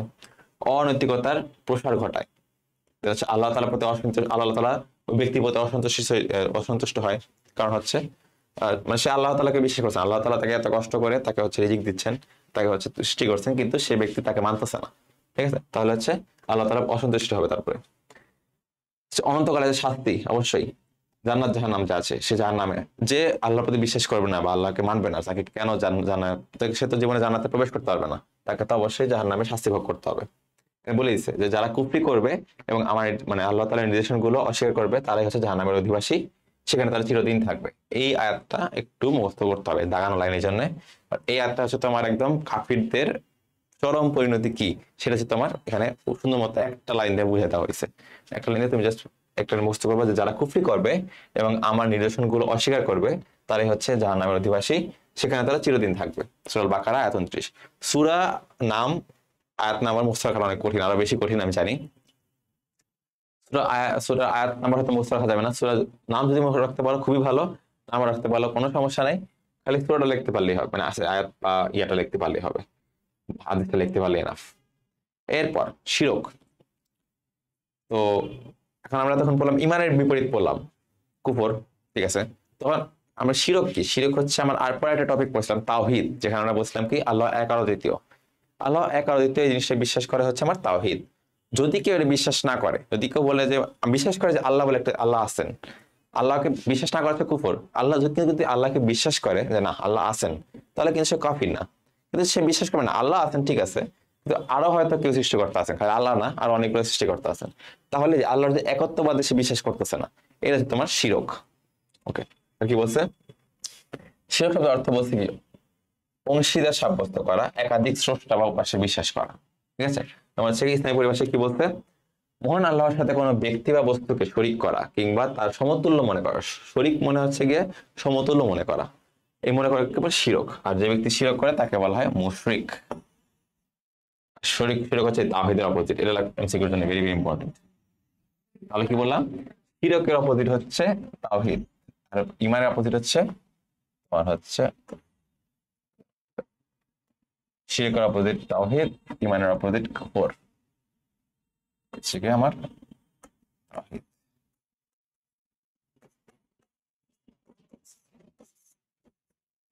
অপোজিট। ওকে, এরপর তিনি আল্লাহ এক, অদ্বিতীয়। সূরা ইখলাসের আয়াত 1 নম্বর আমরা পড়ছি অলরেডি। আয়াত 1 থেকে 4 আমরা 4টা আয়াতের অর্থ দেখলাম। তো এখানে সেম জিনিসটা তুমি মানে তাওহীদে যেগুলো ছিল সেগুলো তুমি এখানে ইউজ করতে পারো সেম ভাবে, সমস্যা নাই। আরেকটা এক্সট্রা করে শিখতে হবে, সেটা হচ্ছে আমরা দেখে নেগে শিরকটা 4 ধরনের হতে পারে। এটা সিকিউর জন্য ইম্পর্টেন্ট। ওকে, কি আছে?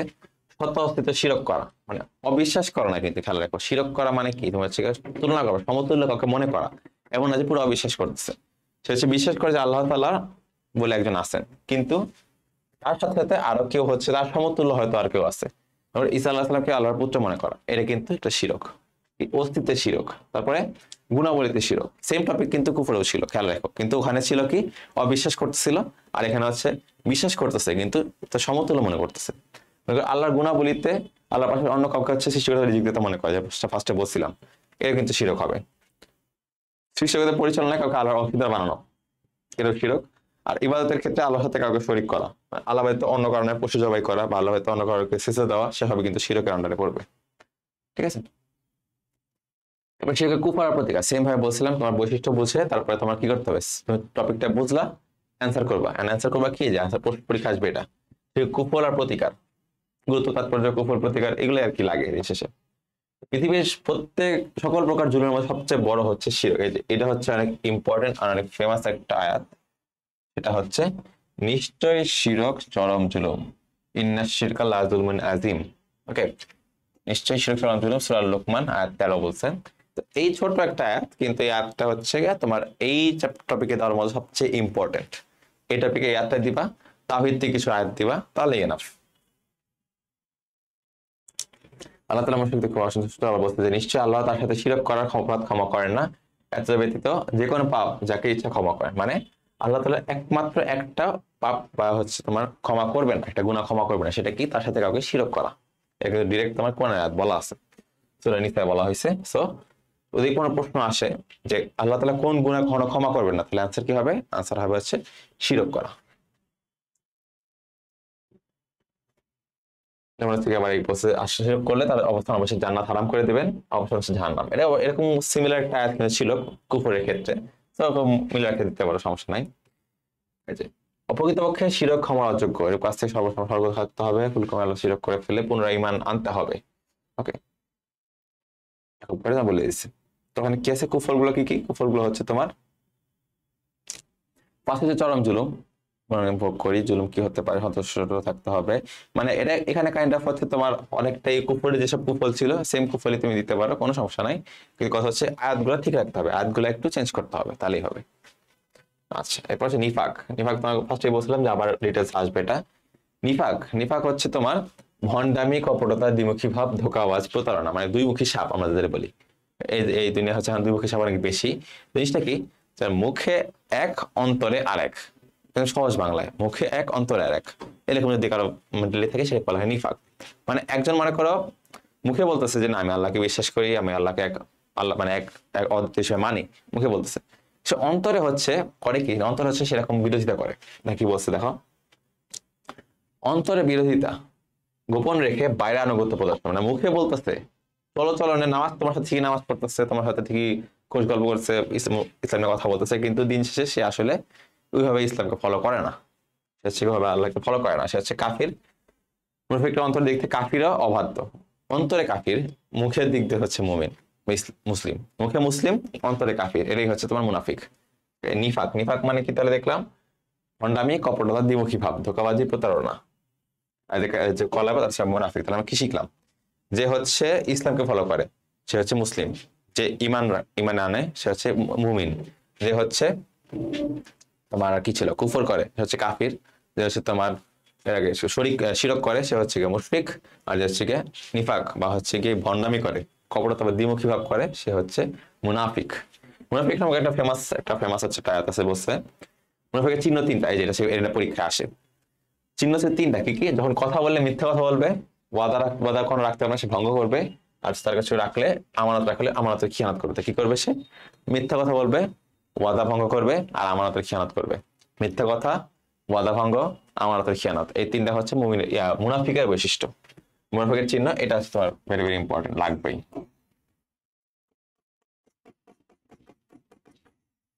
এই তিনটা চিহ্ন তিনটা লাগবে, তোমার সিকিউতে আসে, এমসিকিউতে আসে, সো লাগবে।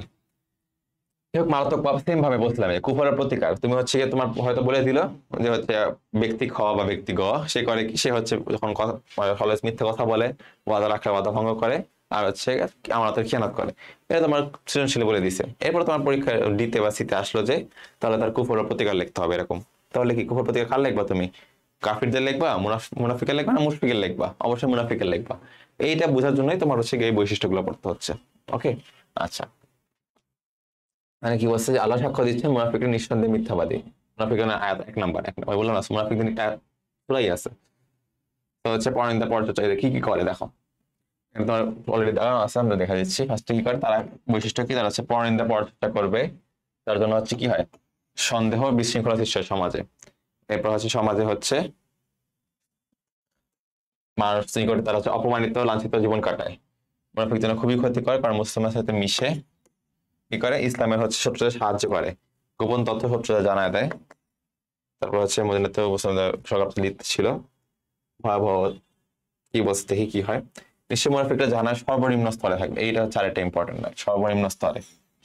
যদিও বলা হয়েছে কাফির, মুশরিক, মুনাফিক তিনজনই হচ্ছে জাহান্নামে থাকবে, মানে কনফার্ম জাহান্নামে বলে দিয়েছে।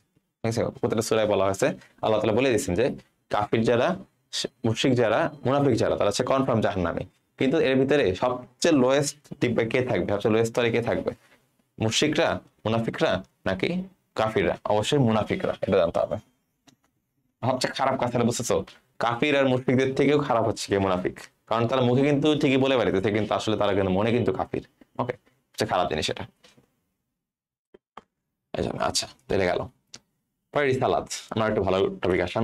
রিসালাত অর্থ হচ্ছে বার্তা, চিঠি পৌঁছানো, পয়গাম, সংবাদ, ভালো কাজের দায়িত্ব বহন করা, কাজ দায়িত্ব বহন করা। রিসালাত যারা পালন করে তাদেরকে বলা হয় আমাদের রাসূল, নবী রাসূলদের কাজকেই হচ্ছে মানে রিসালাত বলা হয়। তাহলে মহান আল্লাহ তাআলার পবিত্র বাণী আল্লাহর নিকট পৌঁছানোর দেওয়ার দায়িত্বকে রিসালাত বলা হয়, আর যিনি দায়িত্ব পালন করেন তাকে বলা হয় রাসূল। এটা হচ্ছে আমার রিসালাতের সংজ্ঞা বললাম, রিসালাত বলা হয়। আর হচ্ছে এখান থেকে সংজ্ঞা আসলে ইসলামী পরিভাষা এটা তাকে বলা হয় রাসূল। রাসূল শব্দের অর্থ কি? বহু বচনের রসুল, মানে রাসূল যে বললাম আমরা একজন রাসূলকে বুঝাই, মনে করো মহানবী সাল্লাল্লাহু আলাইহি সাল্লাম উনি একজন রাসূল। হয়তো বলা হয় মহানবী সাল্লাল্লাহু আলাইহি সাল্লাম, হযরত ঈসা আলাইহিস সালাম, হযরত আদম আলাইহিস সালাম, তারপর হযরত নূহ আলাইহিস সালাম, এরকম বললে হচ্ছে রসুল। অনেকগুলো রাসূল মানে রসুল, অনেকজন রাসূল মিলে রসুল। এতে বিশ্বাসের গুরুত্ব, এটা সিকিউর জন্য দাগানো পয়েন্টগুলো পড়তে হবে। কি কি পয়েন্ট আছে আমরা একটু দেখি। কালিমার প্রথম অংশ দেখা যাচ্ছে লা ইলাহা ইল্লাল্লাহ, বলছে মানে কোনো মাবুদ নেই। লা ইলাহা, লা ইলাহা মানে কোনো মাবুদ নাই বা কোনো ইলাহ নাই, কার বাদে? ইল্লাল্লাহ, আল্লাহ বাদে, আল্লাহ বাদে কোনো মাবুদ নাই, লা ইলাহা ইল্লাল্লাহ। এখানে বলছে তাওহীদের ঘোষণা দেওয়া হয়েছে অবশ্যই। আর দ্বিতীয় অংশে লা ইলাহা ইল্লাল্লাহ মুহাম্মাদুর রাসূলুল্লাহ, এই মুহাম্মদ রাসূলুল্লাহ বলতে পেরেছে মহানবী সাল্লাল্লাহু আলাইহি সাল্লাম আল্লাহর রাসূল। আমাদের কালিমা তাইবা যেটা আছে সেখানে আমাদের আল্লাহকে তাওহীদ আর আমাদের রিসালাত, মহানবী সাল্লাল্লাহু আলাইহি ওয়াসাল্লাম রিসালাত, এই দুইটা পার্ট হচ্ছে স্পষ্ট ঘোষণা করা হয়েছে। আচ্ছা, এরপর হচ্ছে আমাদের বলছে যে আল্লাহ তাআলা প্রদত্ত জীবন বিধান দিক নির্দেশনা নিয়ে এসেছেন, আর হযরত মুহাম্মদ সাল্লাল্লাহু আলাইহি ওয়াসাল্লাম না আসলে নবী রাসূলকে আমরা কিছু জানতে পারতাম না। কারণ বর্তমান জেনারেশন যারা আছে, কারণ যেহেতু মহানবী সাল্লাল্লাহু আলাইহি ওয়াসাল্লাম আমাদের সর্বশ্রেষ্ঠ রাসূল, তো তারপরে এখন নবী রাসূল আসবেন না। আর সে তো হচ্ছে গিয়ে এরপরে ওনার পরে যত হচ্ছে গিয়ে মানুষ এসেছে, মহানবী সাল্লাল্লাহু আলাইহি ওয়াসাল্লাম আসার পর, জন্মের পর থেকে যত মানুষ এসেছে, সবার জন্য হচ্ছে আমরা সবাই হচ্ছে ওনার উম্মত, সবার জন্য একমাত্র রাসূল হচ্ছে আমাদের হযরত মুহাম্মদ সাল্লাল্লাহু আলাইহি ওয়াসাল্লাম। তো উনি যদি আমাদের না শিক্ষা দিত তাহলে আমরা আসলে কিছু জানতে পারতাম না, এটা আমাদের বলা হয়েছে। গুরুত্বপূর্ণ অঙ্গ। আর উদ্দেশ্যটা কি ছিল? উদ্দেশ্য একটা নর্মাল, কিন্তু তোমাদের শুধুমাত্র বলা আছে আল্লাহ তাআলার পরিচয় সম্পর্কে, আদেশ সম্পর্কে, মানে আমরা আল্লাহ তাআলাকে আমাদের চেনার জন্য তো কাউকে লাগবে, একজন গাইড হিসেবে লাগবে। সেই জন্য আল্লাহ তাআলার আমাদের কি করা উচিত, কি কি আদেশ আছে, কি কি নিষেধ আছে, সেগুলো আমাদের বিধিবিধান, কি কি আমাদের রুলস ফলো করতে হবে সেগুলো, ইবাদত, ধর্মীয় শিক্ষা, আর আমাদের পরকাল সম্পর্কে এত কিছু সম্পর্কে আমাদের গাইডেন্স দেওয়ার জন্যই হচ্ছে আমাদের রাসূলদের যুগে যুগে বহুত নবী রাসূল পাঠানো হয়েছিল। ওকে, আল্লাহ তাআলা পাঠিয়েছেন। তো কাজগুলো হচ্ছে এই যে এই কাজগুলা কি করতে, দেখো আল্লাহ তাআলা পরিচয় তুলে ধরতেন, বলছি ফার্স্টে, সত্য সুন্দর জীবনের দিকে আহ্বান জানাতেন। হ্যাঁ, ইবাদত, ধর্মীয় বিধি শিক্ষা দিতেন, বলছে এখানে বিধিবিধানের কথা। পরকাল সম্পর্কে ধারণা দিতেন, আদেশ নিষেধ বিধিবিধান বাস্তবায়নের জন্য হাতে কলমে শিক্ষা দিতেন। সেই পাশাপাশি বলে তুমি হচ্ছে কি আসলে আল্লাহ মানে রাসূল প্রেরণের উদ্দেশ্যগুলো তুমি আসলে ওখান থেকে পড়তে পারবে, সুন্দর মতো লাগে আছে এইটুক।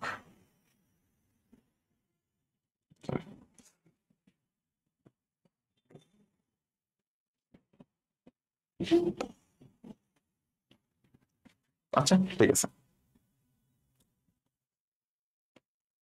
রাসূলের গুণাবলী বলা হয়েছে যে আল্লাহ তাআলা ফেরেশতাদের মধ্য থেকে এবং মানুষের মধ্য থেকে রাসূল মনোনীত করেন। আল্লাহ তো সর্বশ্রোতা সর্বদৃষ্ট দ্রষ্টা। আচ্ছা, বৈশিষ্ট্য কি কি আছে? আল্লাহ তাআলা পূর্ণ আনুগত্য ছিল প্রধান বৈশিষ্ট্য। দেখো রাসূলদের প্রধান বৈশিষ্ট্য বললে কি বলবা? তাদের প্রধান বৈশিষ্ট্য ছিল হচ্ছে আল্লাহ তাআলার পূর্ণ আনুগত্য। এটা হচ্ছে আমাদের ফার্স্টে জানতে হবে, এটা ইম্পর্টেন্ট এমসিকিউর জন্য। পূর্ণ আনুগত্য, ওকে। তাহলে হচ্ছে নবী রাসূল হচ্ছেন সর্বোত্তম চরিত্রের অধিকারী। সৎ গ্রন্থ অনুসরণ করতেন, ছিলেন সৎ, সত্যবাদী, ন্যায়পরায়ণ, দয়া, ক্ষমা, মানে যত রকমের ভালো গুণ ছিল আমাদের আখলাকে হামিদা যেটা আমরা বলি, সবকিছুর চরিত্রের অধিকারী ছিলেন হচ্ছে আমাদের নবী রাসূলগণ। কর্তব্য নিষ্ঠা দায়িত্ব পালনের অতুলনীয় ছিলেন। ত্যাগের মুখ্য প্রতীক। তুমি হচ্ছে যদি প্রশ্ন আসে রাসূলগণের গুণাবলী, তাহলে তুমি এবার হচ্ছে ফার্স্টে দিবে এটা হচ্ছে প্রধান বৈশিষ্ট্য কি, তারপর দিতে হবে সর্বোত্তম চরিত্রের অধিকারী, এটা সৎ, সত্যবাদী, ন্যায়পরায়ণ, দয়া, ক্ষমা, ধৈর্য, কর্তব্য নিষ্ঠার দায়িত্ব পালন, এছাড়াও আছে হচ্ছে ত্যাগের মুখ্য প্রতীক, তারপর সে মক্কা ত্যাগ করে হিজরত করেছিলেন। ওকে, এরকম করে 6-7 টপিক দিলে না। তারপরে বলছে দিন প্রচারের স্বার্থে মহানবী সাল্লাল্লাহু আলাইহি ওয়াসাল্লাম বাড়ি ঘর আত্মীয় সব ত্যাগ করে হিজরত করেছিলেন মক্কা থেকে মদিনায়। ঠিক আছে, এবার উদাহরণ পাওয়া যায়। তো নবুয়তের ধারা, আমাদের ধারা বলতে কি বোঝাচ্ছে যে সিরিয়ালটা আর কি। সর্বপ্রথম আমাদের সর্বপ্রথম মানব আর সর্বপ্রথম নবী সে হচ্ছে সর্বপ্রথম রাসূল, সে হচ্ছে হযরত আদম আলাইহিস সালাম, সর্বপ্রথম নবী। তো ওই হযরত আদম আলাইহিস সালাম থেকে হচ্ছে সর্বশেষ নবী আর রাসূল হচ্ছে হযরত মুহাম্মদ সাল্লাল্লাহু আলাইহি সাল্লাম। এই যে মাঝখানে অনেক নবী রাসূল এসেছেন, অনেকের মতে 1,24,000, 2,24,000, এর একটা মতভেদ আছে। তারপর হচ্ছে আমাদের 313 জন রাসূল। ওকে, কোরআনে বলতে 25 জন রাসূলের মধ্যে 313 জন রাসূল। তো এই সব কিছু হচ্ছে গিয়ে একটা মানে প্রত্যেকটা জেনারেশনের জন্য আল্লাহ মানে হিদায়াতের জন্য হচ্ছে আল্লাহ তাআলা অনেক নবী রাসূল পাঠিয়েছেন। এই যে একটা সিরিয়াল, এই সিরিয়ালটাকে বলা হচ্ছে নবুয়তের ধারা। হ্যাঁ, তাহলে কিন্তু প্রত্যেক সম্প্রদায়ের জন্য পথপ্রদর্শক রয়েছে সূরা রাদ। এটা একটা অনেক ইম্পর্টেন্ট আসলে একটা আয়াত। এই আয়াতটা মনে রাখা উচিত আসলে। প্রত্যেক সম্প্রদায়ের জন্যই পথপ্রদর্শক রয়েছে, কমন, সব দিকে ইউজ করতে পারবো এরকম একটা আয়াত। হযরত মুহাম্মদ সাল্লাল্লাহু আলাইহি ওয়াসাল্লাম ছিলেন সর্বশেষ নবী, আমরা জানি। দিনের পূর্ণতা প্রদান করেন। আজ আমি তোমাদের জন্য, এই যে দেখছো এই লাইনটা আবার আসছে, সেটা কিন্তু আমি বলছিলাম এই ইসলামের শুরুতে ছিল। বিদায় হজের দিন বলেছে যে আজ আমি তোমাদের জন্য তোমাদের দিনকে পূর্ণাঙ্গ করলাম, তোমাদের উপর নিয়ামত পরিপূর্ণ করলাম, আর ইসলামকে দিন হিসেবে মনোনীত করলাম। সূরা মাইদা আয়াত নাম্বার 3। তো এই আয়াতটা এখানে ইউজ করতে পারবা, একদম ইসলামের অনেক টপিক ইউজ করতে পারবা, এমনকি লাস্টে তোমাদের শিখে যে আদর্শ জীবন চরিত্রে বিদায় হজ টপিক থেকে কোনো শিখেও আসে সেখানে ইউজ করতে পারবা। তো এটা একটু মুখস্থ করে ফেলবা। এবার আর একটা আয়াত আছে, তোমরা হচ্ছে গিয়ে রিডিং করে নিবা এইসব, ঠিক আছে। সর্বশেষ নবী আমরা জানি, সর্বশেষ নবী হচ্ছে আমাদের হযরত মুহাম্মদ সাল্লাল্লাহু আলাইহি ওয়াসাল্লাম। ঠিক আছে, এটা আমরা জানি। এখান থেকে হচ্ছে তোমার আসলে পড়ার কিছু নাই। আমার নবী সাল্লাল্লাহু আলাইহি ওয়াসাল্লামের বৈশিষ্ট্য আছে, সেটা আমরা রিডিং করে নিবা। শিখে এসে আমাদের ঈমানি কর্তব্য, হযরত মুহাম্মদ সাল্লাল্লাহু আলাইহি ওয়াসাল্লাম যে সর্বশেষ আর সর্বশ্রেষ্ঠ নবী, এই জিনিসটাকে বিশ্বাস করাই হচ্ছে আমাদের ঈমানি কর্তব্য। ওকে, আচ্ছা। এর পাশে একটা খাতামুন নবীন। খাতামুন নবীন মানে কি? খাতামুন মানে শেষ, খতম। খাতামুন মানে খতম বা শেষ, আর নবীন মানে নবী। নবীদের খতম বা সর্বশেষ নবী, এদেরকে বলা হয়, একে বলা হচ্ছে হযরত মুহাম্মদ সাল্লাল্লাহু আলাইহি ওয়াসাল্লাম। যেহেতু তিনি সর্বশ্রেষ্ঠ নবী, তো তাকে এই উপাধি দেওয়া হয়েছিল খাতামুন নবীন। একে বলছে খাতামুন মানে শেষ, সমাপ্তি, নবুয়ত মানে হচ্ছে নবীগণের দায়িত্ব। নবীগণের দায়িত্ব শেষ করছে হযরত মুহাম্মদ সাল্লাল্লাহু আলাইহি ওয়াসাল্লাম, খাতামুন নবীন বলা হয়। আচ্ছা, খাতামুনের একটা অর্থ সিলমোহর। ওকে, নতুন কোনো ব্যক্তি নবী হতে পারবে না, মানে একদম সিল দিয়ে দিয়েছে হচ্ছে নবুয়তের সিল মোহর দেওয়া হয়েছিল, যাতে হচ্ছে এরপরে আর কেউ যাতে নবী হিসেবে নিজেকে দাবি করতে না পারে, এই জন্য একটা সিল মেরে দেওয়া হয়েছে, সিল মোহর দেওয়া হয়েছে। ওকে, এই খতমে নবুয়তের মূল কথা হচ্ছে এটা, যে নবুয়তের ধারায় আর কি নতুন কোনো ব্যক্তি প্রবেশ করতে পারবে না। এটি মুহাম্মদ সাল্লাল্লাহু আলাইহি ওয়াসাল্লাম নিজে বলে গেছেন সেই মুসলিম হাদিসে, যে আমি শেষ নবী, আমার পরে কোনো নবী নেই বা আসবে না। আর এই খতমে নবী হিসেবে বিশ্বাস করা, সেটা আমরা অলরেডি বলছি যে ইমানের অন্যতম অঙ্গ। ওকে, এটাই নৈতিক মূল্যবোধ বিকাশের রিসালাত আর নবুয়ত। তো এটা হচ্ছে তোমার একটা জেনারেল টপিক। এখানে তুমি আগের অনেক আয়াত ইউজ করতে পারবা, অনেক বলতে পারবা পয়েন্ট ইউজ করতে পারবা, যে তোমার রিসালাত ও নবুয়ত আছে তোমার মূল্যবোধ বিকাশে কি লাগে। তুমি হচ্ছে মানব জানের মূল্যবোধের প্রচারের জন্য নবুয়ত আর রিসালাত দুই ভাবে ভূমিকা রাখতে পারবে। দুইটা উল্লেখ করেছি কি কি। প্রথমত, নবুয়ত আর রিসালাতের উদ্দেশ্য হচ্ছে মানুষকে আল্লাহ তাআলার অস্তিত্ব, পরিচয়, গুণাবলী সম্পর্কে জ্ঞান দান করা। ওকে, নবুয়ত রিসালাতের শিক্ষা মানুষকে শান্তি ও শৃঙ্খলার দিকে পরিচালনা করে। আচ্ছা, দ্বিতীয়ত, নবুয়ত আর রিসালাত মানুষকে নবী রাসূল করে আদর্শ অনুপ্রাণিত করে। আমাদের দুইটা কাজ দেখো, এই নবুয়ত আর রিসালাতের জন্য আমাদের দুইটা কি মেইন পয়েন্ট আছে। মেইন পয়েন্ট দুটো হচ্ছে, একটা ফার্স্ট অফ অল আমরা আল্লাহ তাআলার অস্তিত্ব, তার দেওয়া আদেশ নিষেধ, বিধিবিধান, পরকাল সব কিছু সম্পর্কে আমরা জানার জন্যই হচ্ছে কি এই নবুয়ত আর রিসালাতের মেইন উদ্দেশ্য ছিল এটাকে আমাদের হিদায়াত দান করা। এটা এক নাম্বার। এরপরে নবী সাল্লাল্লাহু আলাইহি ওয়াসাল্লাম অন্যান্য যারা নবী রাসূল ছিলেন, তারা হচ্ছে আমাদের মানে পুরো আখলাকে হামিদার উত্তম হচ্ছে আদর্শ, সর্বোত্তম আদর্শ হচ্ছে হযরত মুহাম্মদ সাল্লাল্লাহু আলাইহি ওয়াসাল্লাম। বাকি নবীরা হচ্ছে সর্বোত্তম যে চরিত্রের অধিকারী ছিলেন, বলা হয়েছে অলরেডি। তার মানে তাদের থেকে আমরা কি করবো, তাদের থেকে আমরা হচ্ছে আমরা এই ভালো গুণাবলীগুলো শিখতে পারি। তো হচ্ছে আমাদের এই আদর্শ, মানে নবী সাল্লাল্লাহু আলাইহি ওয়াসাল্লামের যে আদর্শ আছে, আমাদের তাদের চরিত্র আদর্শগুলো, সেগুলো আমরা ফলো করতে পারি। উত্তম চরিত্র নমুনা ছিলেন। তো এই দুটো হচ্ছে আমাদের মেইন উদ্দেশ্য এইখানে, বুঝছো? তো গুণাবলীতে তোমরা হচ্ছে এগুলো উল্লেখ করে দিবা সুন্দর মতো, আমাদের লাইন আছে বলে দিবা। আর মহানবী সাল্লাল্লাহু আলাইহি ওয়াসাল্লাম নিজে বলছেন হাদিসে, যে আমি শিক্ষক রূপে প্রেরিত হয়েছি। অবশ্যই আমাদের পুরো মানবজাতির শিক্ষক হিসেবে আমাকে প্রেরণ করা হয়েছিল। উত্তম গুণাবলীর পরিপূর্ণতা দানের জন্য আমি প্রেরিত হয়েছি। আর মাধ্যমে হচ্ছে আমরা ইসলামী জীবন দর্শায় প্রবেশ করি। ওকে, ঠিক আছে, এটাই। এরপর আসছে আমাদের আসমানি কিতাব। এর হচ্ছে আমাদের প্রথম মেইন টপিক গেল তাওহীদ আর রিসালাত। আমাদের আসমানি কিতাব, আসমানি কিতাব কি বলছিলাম, আমাদের 104টা আছে। 104টা আসমানি কিতাবের মধ্যে 100টা হচ্ছে ছোট বই বা 100 সংখ্যা সহিফা বলে, আর বাকি 4টা হচ্ছে বড় কিতাব। ওকে, তাওরাত, জাবুর, ইনজিল আর কুরআন। তো এখানে আমরা এখন আসবো যে কিতাব, কিতাব মানে কি? কিতাব মানে লিপিবদ্ধ বা লিখিত বস্তু। কিতাব মানে সহজ বাংলা আমরা বলছি বই। কিতাব মানে বই, লিপিবদ্ধ বা লিখিত বস্তু, বা হচ্ছে এই বস্তু গ্রন্থ, পুস্তক, বই যাই বলো না কেন, এটা হচ্ছে কিতাব হচ্ছে এমন গ্রন্থ। আসমানি কিতাব হচ্ছে এমন গ্রন্থ যেটা আল্লাহ তাআলা থেকে অবতীর্ণ হয়েছে। শুধু কিতাব বলে আমরা ইন জেনারেল বই বলি, যেমন করে এই আমাদের ইসলাম ধর্মের যে বইটা, ইসলামের যে বইটা, এটা একটা কিতাব। কিন্তু আসমানি কিতাব মানে হচ্ছে আল্লাহ তাআলা থেকে অবতীর্ণ এমন বই, এমন কিতাব, এমন গ্রন্থ। ওকে, ইসলামী পরিভাষায় যেসব কিতাব আল্লাহ তাআলা মানব জাতির হিদায়াতের জন্য দিক নির্দেশনা স্বরূপ নাজিল করেছেন তাকে আসমানি কিতাব বলে। আচ্ছা, অন্য কথায় আল্লাহ তাআলার বাণী সম্বলিত গ্রন্থাবলীকে আসমানি কিতাব বলা হয়। ওকে, অনেক কিছু সংজ্ঞা আছে। আল্লাহ তাআলা কি করছে, হযরত জিবরাইল আলাইহিস সালামের মাধ্যমে তার বাণীগুলো রাসূলগণের কাছে প্রেরণ করেছিলেন। এইভাবে হচ্ছে আলটিমেটলি আমাদের কাছে কিতাবগুলো এসেছে আর কি। তো এখানে আমরা অনেক কিছু জানতে পারি। এবার রিডিং দিবা, অনেক কিছু দেওয়া আছে, অনেক টপিক আছে, এগুলো তোমাদের পরীক্ষা লাগবে না। রিডিং দিবা, ঠিক আছে? আল্লাহ তাআলার সত্তাগত পরিচয় জানতে পারলাম, গুণাবলী বর্ণনা, নবী রাসূল করে বর্ণনা, আগের যে জাতি যারা আছে, অবাধ্য কাফিরদের পরিণতি, হালাল হারামের বর্ণনা, বিধিবিধান, শাস্তি, সতর্কীকরণ, উপদেশ, সুসংবাদ, আকীদা আর পরকাল, এগুলো সম্পর্কে আমরা জানতে পারছি। আচ্ছা, এই যে বলছিলাম অলরেডি, দেখো 104 খানা কিতাব, 4টা খানা বড়, 100 খানা ছোট। 100 খানা ছোট গেলে সহিফা। আর আমাদের যে বড় কিতাব 4টা আছে, তাওরাত, জাবুর, ইনজিল আর কোরআন। তো এই তাওরাত কার কাছে নাজিল হয়েছে? হযরত মুসা আলাইহিস সালামের উপরে। জাবুর নাজিল হয়েছে হযরত দাউদ আলাইহিস সালামের উপরে। ইনজিল নাজিল হয়েছে হযরত ঈসা আলাইহিস সালামের উপরে। আর কোরআন নাজিল হয়েছে হযরত মুহাম্মদ সাল্লাল্লাহু আলাইহি ওয়াসাল্লামের উপরে। তো এগুলো অবশ্যই আমাদের জানতে হবে, ইম্পর্টেন্ট। আর 100 খানা সহিফা আবার 4 জনের ভাগে ভাগ করা হয়েছে। দেখো, হযরত আদম আলাইহিস সালাম, হযরত শীস আলাইহিস সালাম, হযরত ইব্রাহিম আলাইহিস সালাম আর হযরত ইদ্রিস আলাইহিস সালাম। আদম আলাইহিস সালামের উপর 10 খানা, শীস আলাইহিস সালামের 50 খানা, ইব্রাহিম আলাইহিস সালামের 10 খানা, ইদ্রিস আলাইহিস সালামের উপর 30 খানা। মানে কি 50, 10, 10, 70, 30, 100 হয়ে গেল। শেষ। সেই নামগুলা বিশেষ করে হচ্ছে গিয়ে যে 4টা মেইন, তাওরাত, জাবুর, ইনজিল, কোরআন, কোনটা কার উপর নাজিল হয়েছে, টোটাল কয়টা কিতাব আছে, কয়টা বড়, কয়টা ছোট, ছোটগুলাকে কি বলা হয়, দেন হচ্ছে গিয়ে এই ছোট 100টা আবার কার কার ভাগে ভাগ হয়েছে, এই সবগুলো একটা আমরা জানতে হবে। সবগুলোই এমসিকিউর জন্য ভেরি ভেরি ইম্পর্টেন্ট। ঠিক আছে? আচ্ছা, এরপরে বিশেষ গুরুত্ব, এটা তোমার সিকিউর টপিক, মেইনলি সিকিউতে এটা আসবে। আসমানি কিতাবগুলোর মধ্যে মানুষ কি করে আমরা হচ্ছে একটু দাগিয়ে দিই। 1 নম্বর হচ্ছে আসমানি কিতাবগুলো কেন ইম্পর্টেন্ট, কারণ হচ্ছে আমরা আল্লাহ তাআলা নবী রাসূল ফেরেশতা পরকাল জানতে পারছি। তারপর হচ্ছে ঈমান আনার জন্য অপরিহার্য যেটা টপিক কিতাব, এর পরিমাণ আনতে হবে, তাছাড়া হতে পারবে না। তারপর সে সকল জ্ঞান বিজ্ঞানের সবচেয়ে নির্ভরযোগ্য উৎস আসমানি কিতাব। এরপরে সর্বশেষ আসমানি কিতাব সম্পর্কে আমাদের কিছু বলা হয়েছে, আল কুরআন। আর হচ্ছে আল্লাহ তাআলার বাণী, যেটা নাজিল হয়েছে তারপর হযরত মুহাম্মদ সাল্লাল্লাহু আলাইহি সাল্লামের উপরে। ঠিক আছে, নবী করিম সাল্লাল্লাহু আলাইহি সাল্লাম 40 বছর বয়সে, 40 আর বয়স যখন 40, মানে হেরা গুহায় মগ্ন থাকা অবস্থায় হযরত জিবরাইল আলাইহিস সালাম, জিবরাইল আলাইহিস সালাম তার কাছে আসেন। এসে হচ্ছে মানে প্রথম 5টা যে আয়াত, আমাদের কোরআন আল কোরআনের প্রথম 5টা আয়াত হচ্ছে তখন হচ্ছে তারপর নাজিল হয় হযরত মুহাম্মদ সাল্লাল্লাহু আলাইহি সাল্লামের উপরে সূরা আলাকের প্রথম 5টা আয়াত। ওকে, তখন হয় কি, তখন হচ্ছে নবুয়তের 23 বছর বয়সে।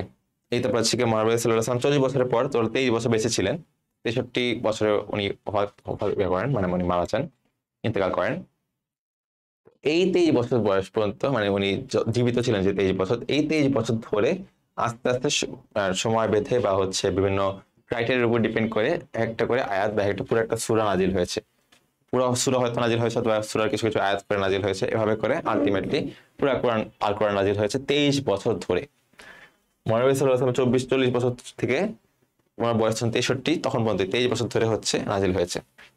আর সর্বপ্রথম কোনটা নাজিল হয়েছে? সূরা আলাকের প্রথম 5 আয়াত। এটাকে আমরা 30 খণ্ডে বা 30 পাড়ায় বিভক্ত করি, আমরা জানি। আর প্রত্যেকটা খণ্ডকে পাড়া বলা হয় বলছে। আর সূরা সংখ্যা হচ্ছে 114টা, যেখানে রুকু সংখ্যা হচ্ছে 558টা। ঠিক আছে, এটা ভেরি ইম্পর্টেন্ট, জানতে হবে। আর কোরআন, কোরআন শব্দটা আমরা পড়তেছি, কোরআন আমরা দেখছি পড়তেছি, কিন্তু কোরআন শব্দের অর্থ কি জানতে হবে। কোরআন শব্দের অর্থ হচ্ছে পঠিত বা পাঠ করা হয় এমন। ওকে, আর কোরআন হচ্ছে পৃথিবীর সবচেয়ে বেশি পঠিত গ্রন্থ। প্রতিদিন 5 ওয়াক্ত নামাজের মাধ্যমে কোরআন তেলাওয়াত করতে হয়। তাই না? তুমি যদি কোরআন শরীফ দেখে দেখে পড়তে হয় এমন না, যদি কোরআন শরীফ যে ইয়াতে নামাজ পড়ার সময় পড়তেছো, তিলাওয়াত করতেছো, এটাও কিন্তু তোমার এই পঠিত হিসেবে অংশ, মানে ধরা হচ্ছে আমাদের এখানে। এই দৃষ্টিকোণ থেকে এই মহাগ্রন্থকে বলা হয় কোরআন। আর কোরআনের আরেকটা অর্থ হচ্ছে একত্র করা, জমা করা। ওকে, কারণ হচ্ছে আল কোরআনের পূর্ববর্তী সকল আসমানি কিতাবের শিক্ষা, যত তাওরাত, জাবুল, ইনজিল আর হচ্ছে আর অন্য যে সহিফা ছিল, সবগুলোকে একত্র করে এই আল কোরআনের আমাদের জন্য একটা পরিপূর্ণ গ্রন্থ হিসেবে বানানো হয়েছে, যেটা হচ্ছে আমাদের জীবন বিধান হিসেবে বলা যায়। জীবন ব্যবস্থা কি বলছিলাম? ইসলাম। আর সেটা বই আকারে বা কিতাব আকারে বললে সেটা হচ্ছে আমাদের আল কোরআন।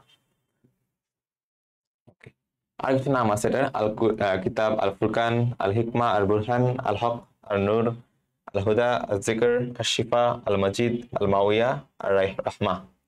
সবগুলা নাম, অর্থগুলো একটু জানতে হবে। নামগুলা ইম্পর্টেন্ট, আমার নামের সাথে অর্থ আর কি। তোমার এমন আর প্রশ্ন আসবে না মোস্ট প্রবাবলি যে নিচের কোনটি কোরআনের আরেক নাম নয়, এভাবে আসবে না। আসবে হচ্ছে অমুক নামের অর্থ কি। সব বলছিলাম কি, যতগুলো আরবি ওয়ার্ড দেখবা পুরা বইয়ে, সবগুলো আরবি ওয়ার্ডের অর্থ শিখে ফেলবা। ওকে, আচ্ছা, এমসিকিউর জন্য ইম্পর্টেন্ট। কোরআনের বৈশিষ্ট্য শিখে তার জন্য অনেক সুন্দর একটা সেখানে, যে আমি এই কিতাবে কিছুই বাদ রাখিনি। মানে তোমার একটা মানুষের, একজন মুসলিম, একজন মুমিন বা একজন মানুষের জীবন পরিচালনা করার জন্য একটা জীবন বিধান হিসেবে, সম্পূর্ণ জীবন বিধান হিসেবে যেটা আমাদের আল্লাহ তাআলা আমাদেরকে দিয়ে গেছেন, সেটা হচ্ছে আমার এই কিতাব, মানে হচ্ছে আল কোরআন। ওকে, একটা পূর্ণাঙ্গ গ্রন্থ, যত রকমের নির্দেশনা লাগবে সবকিছুই কিতাবে বিদ্যমান। আল কোরআন হচ্ছে সন্দেহ মুক্ত কিতাব। আর এতে কোনো দুনিয়ার কোনো গ্রন্থই ভুল বা অকাট্য নয়, কিন্তু কোরআনে কোনো ভুল থাকবে না। এটি সেই কিতাব যাতে কোনো সন্দেহ নেই, এটা বলা হয়েছে। এমসিকিউর জন্য ইম্পর্টেন্ট। সূরা বাকারা বলা হয়েছে 2 নম্বর আয়াতে। সর্বজনীন কিতাব হিসাবে সর্বজনীন কিতাব অবশ্যই আমি কোরআন অবতীর্ণ করেছি এবং আমি এর সংরক্ষক। সূরা আল হিজর, এটা হচ্ছে ভেরি ভেরি ইম্পর্টেন্ট একটা লাইন। এই লাইনটা তুমি হচ্ছে কি পুরো একদম জেনারেল হিসেবে সব জায়গায় ইউজ করতে পারবা। সো এইটা একটু মুখস্থ করতে হবে। আল্লাহ তাআলা নিজে বলেছেন যে আমি কোরআন অবতীর্ণ করেছি এবং আমি অবশ্যই আমি এর সংরক্ষক। ওকে, এটা আমার মনে রাখতে হবে। সেটা বস্তুত হচ্ছে অবিকৃত অপরিবর্তিত গ্রন্থ, সর্বশ্রেষ্ঠ গ্রন্থ, মর্যাদাপূর্ণ কিতাব। ওকে, আর সম্মানিত কোরআন সংরক্ষিত ফলক লিপিবদ্ধ লাউহে মাহফুজ, সংরক্ষিত ফলক হচ্ছে লাউহে মাহফুজে লিপিবদ্ধ আছে। এটা সেই হওয়ার পর থেকে পরিবর্তন, বিকৃতি, সংশোধন, বিয়োজন থেকে মুক্ত, পবিত্র, সর্বশেষ আসমানি কিতাব। আল কোরআন। এই টপিকটা থেকে সিকিউ আসার চান্স একটু কম, এমসিকিউ আর 1-2 মার্কের প্রশ্ন বেশি আসে। আচ্ছা, নৈতিক জীবনে আসমানি কিতাবের ভূমিকা আমরা দেখবো এখন কি আছে।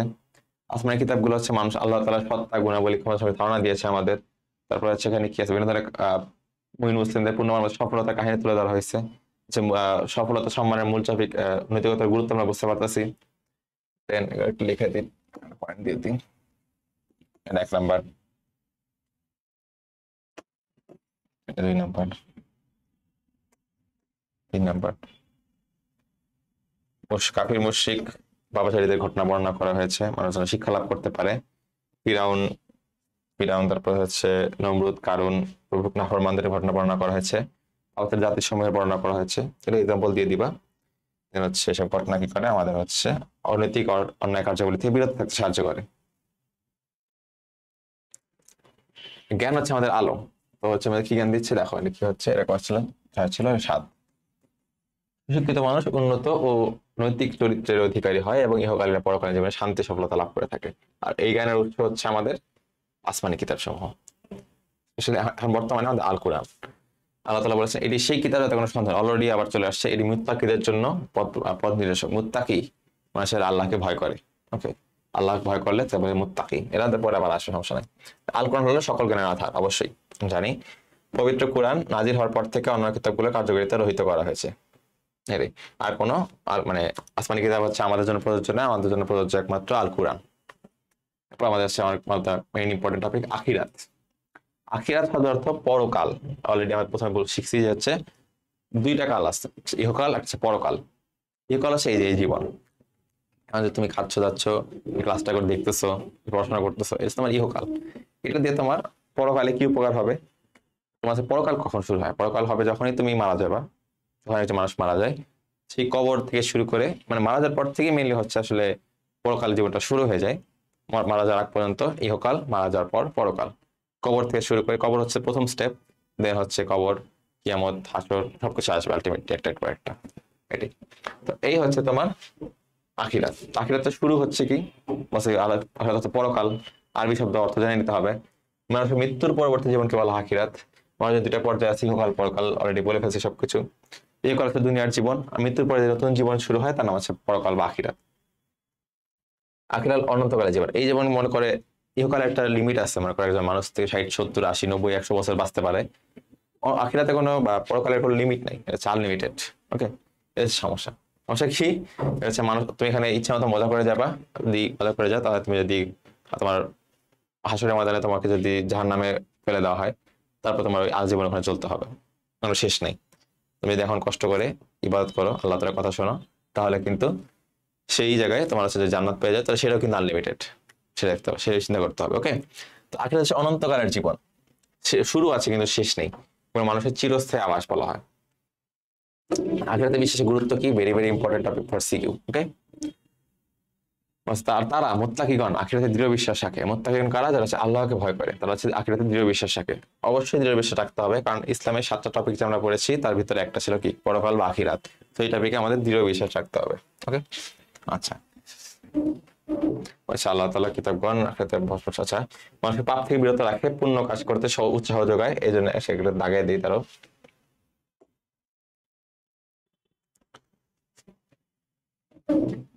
এক নম্বর, পরকালীন জীবনে সফলতা জান্নাত লাভ করার জন্য আখিরাতে বিশ্বাস করা আবশ্যক, একটা গেল। এরপর হচ্ছে আখিরাতে বিশ্বাস করলে কি হয়? মানুষকে পাপ থেকে বিরত রাখে, পুণ্য কাজ করতে উৎসাহ যোগায়, কারণ হচ্ছে আল্লাহ সামনে দাঁড়াতে হবে, সব কামে হিসাব দিতে হবে, অসচরিত্র বর্জন করে সচরিত্রবান হয়ে ওঠে। অশ্লীল মানুষ কখনো পাপাচার বা অশ্লীল কাজে লিপ্ত হতে পারে না। এছাড়া মানুষকে কলুষমুক্ত, পবিত্র ও সুন্দর করে তোলে মানুষের জীবনকে।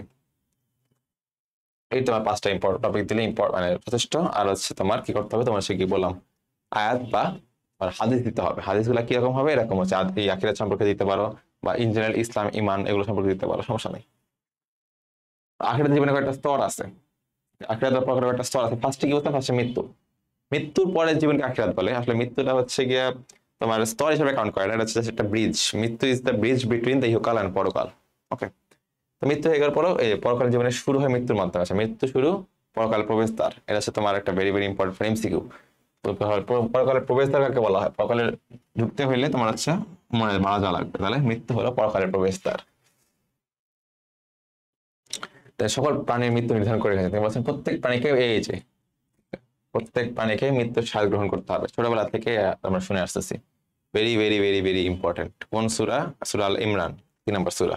ওকে, প্রত্যেক প্রাণীকেই মৃত্যুর স্বাদ গ্রহণ করতে হবে, যে জন্মাবে তাকে মারা যেতে হবে। এটা হচ্ছে গিয়ে দুনিয়ার নিয়ম, এটা হচ্ছে গিয়ে আমাদের আল্লাহ নিয়ম করেছে হবে, ঠিক আছে? দুনিয়ার কোনো প্রাণী মৃত্যুর হাতে রক্ষা পাবে না, ছোট বড় ধনী গরিব অসুস্থ অসুস্থ শাসিত সবকেই মৃত্যু যেতে পারবে না। কেউ জন্মালে তাকে মারা যেতেই হবে, সেটা কথা। তোমরা যেখানে থাকো না কেন মৃত্যু তোমাদের নাগাল পাবেই, এমনকি সূর্য দূরে অবস্থান করলেও মারা যাবে। মৃত্যুর সাথে সাথে আখিরাতের জীবন শুরু হয়, আর পূর্ণবান মানুষের মৃত্যু হয় আল্লাহ তাআলার রহমতের সাথে, পাপীদের মৃত্যু হয় খুব কষ্টকর। তারপরে কবর বা বারজাখ। বারজাখ হচ্ছে কবরের আরবি ওয়ার্ডটা আর কি, আমরা বাংলায় বলি কবর, এটা আরবিতে হয় বারজাখ। এই যে মৃত্যুর পর থেকে পুনরুত্থান পর্যন্ত মাঝখানে একটা কবরের জীবন আছে, এই কবরের জীবনকে বারজাখ বলেছে অলরেডি। আর তাদেরকে সামনে বারজাখ থাকবে পুনরুত্থান দিবস পর্যন্ত। দুনিয়াতে মানুষের মৃত্যুর অবস্থা করা হয়, মুনকার নাকির নামের জন্য হচ্ছে ফেরেশতা আসেন, তারা হচ্ছে 3টা প্রশ্ন করবেন। আচ্ছা, তোমার রবকে, তোমার দিন কি, আর মহানবী সাল্লাল্লাহু আলাইহি সাল্লামকে দেখিয়ে বলবে নাম কি, বা হচ্ছে তোমার নবীকে। এই 3টা প্রশ্ন করার পর যে প্রশ্ন উত্তর দিতে পারবে, মানে যে হচ্ছে মেইনলি ইহকাল জীবনে হচ্ছে গিয়ে আল্লাহ তাআলার কথা শুনেছে, তারপর যে জীবন বিধান ফলো করেছে, তারা হচ্ছে এই প্রশ্ন উত্তর দিতে পারবে। তোমার মুখস্থ থাকলেও না করলেও পারবে, আর মুখস্থ করলেও পারবে। কিন্তু যারা আল্লাহ তাআলার জীবন বিধান মানে নাই, আল্লাহ তাআলার কথা শুনে নাই, ইচ্ছে মতো কুফরি করছে, তারপর শিরক করছে, মুনাফিকি করছে, তারা হচ্ছে গিয়ে যতই 3টা মুখস্থ করে দাও না কেন, আমরা সবাই জানি আমাদের রবকে, আমাদের মহান আল্লাহ তাআলা, আমার দিন কি, দিন ইসলাম, আমার নবীকে মুহাম্মদ সাল্লাল্লাহু আলাইহি সাল্লাম, এটা আমরা এখনই জানি। মুখস্থ করলে বা কি না করলে বা কি, তোমার যদি মানে তোমার ইহকালে যদি তোমার কাজ করবো, তোমার আমল ঠিক না থাকে, তাহলে তুমি যতই মুখস্থ করে দাও না কেন, সেটা হচ্ছে তুমি ওই আসল দিনে বলতে পারবে না। ইসলাম করবে না, তারা আছে প্রশ্ন জবাব দিতে পারবে না, তবে আফসোস আমি জানি না, তখন তুমি ভুলে যাবে। এরপর হচ্ছে আমাদের থার্ড স্তর, যেটা আখিরাতে, সেটা হচ্ছে কিয়ামত। কিয়ামতকে হচ্ছে বলতে 2টা অবস্থাকে বোঝায়। একটা হচ্ছে প্রথমত হচ্ছে কিয়ামত মহাপ্রলয়, একটা হচ্ছে গিয়ে দাঁড়ানো। কি হবে? কিয়ামত হচ্ছে 2টা ফেজে ভাগ করা হয়েছে। ফার্স্ট ফেজে কি হবে? ফার্স্ট ফেজে পুরা দুনিয়া মানে হচ্ছে আল্লাহর নির্দেশে ইসরাফিল আলাইহিস সালাম সে হচ্ছে একটা সিংহায় ফু দিবে। সে বসে আছে একটা সিংহায় ফু দেওয়ার জন্য। একটা সিংহায় ফু দেওয়ার জন্য পুরা পৃথিবীতে একটা মহাপ্রলয় বা একটা মহা দুর্যোগ শুরু হয়ে যাবে, একদম উল্টাপাল্টা হয়ে লটপট হয়ে সবকিছু মিলে একটা সিঙ্গেল পয়েন্টে চলে আসবে। আবার তারপরে কি হবে? তারপর আল্লাহ তাআলা আবার অর্ডার দিবেন, তারপর ইসরাফিল আলাইহিস সালাম আবার সিংহায় ফুক দিবে, আবার আগের মতো প্লেন গ্রাউন্ড চলে আসবে। পুরো পৃথিবীতে একটা প্লেন গ্রাউন্ড হয়ে যাবে, প্রত্যেকটা মানুষ যারা মারা গিয়েছে বা এখানে আছে সবাই হচ্ছে ওই উপরে দাঁড়াবে। ওকে, তো এই হচ্ছে 2টা ফেজ। একটা ফেজ হচ্ছে মহাপ্রলয় ঘটবে, সবকিছু ধ্বংস হয়ে যাবে, আর একটা পর্যায়ে হচ্ছে সবাই পুনরায় হচ্ছে দাঁড়াবে। এই হচ্ছে মৃত্যুর পর পুনরুত্থান। কোথায় দাঁড়াবে? এই যে বললাম একটা ফ্ল্যাট সার্ফেসে দাঁড়াবে, এই সার্ফেসটাকে বলা হয় হাসরের ময়দান। ওকে, না বলে পুনরুজ্জীবিত হয়ে কবর থেকে উঠে কোথায় দাঁড়াবে? হাসরের ময়দানে দাঁড়াবে। আর তার এই দিবসটাকে বলা হয় ইয়াউমুল বাআস। ইয়াউমুল বাআস পুরাটা কিন্তু ইয়াউমুল বাআস। ওকে, ইয়াউমুল বাআস যেটা মানে হচ্ছে পুনরুত্থান দিবস, এখানে বলে দিছে।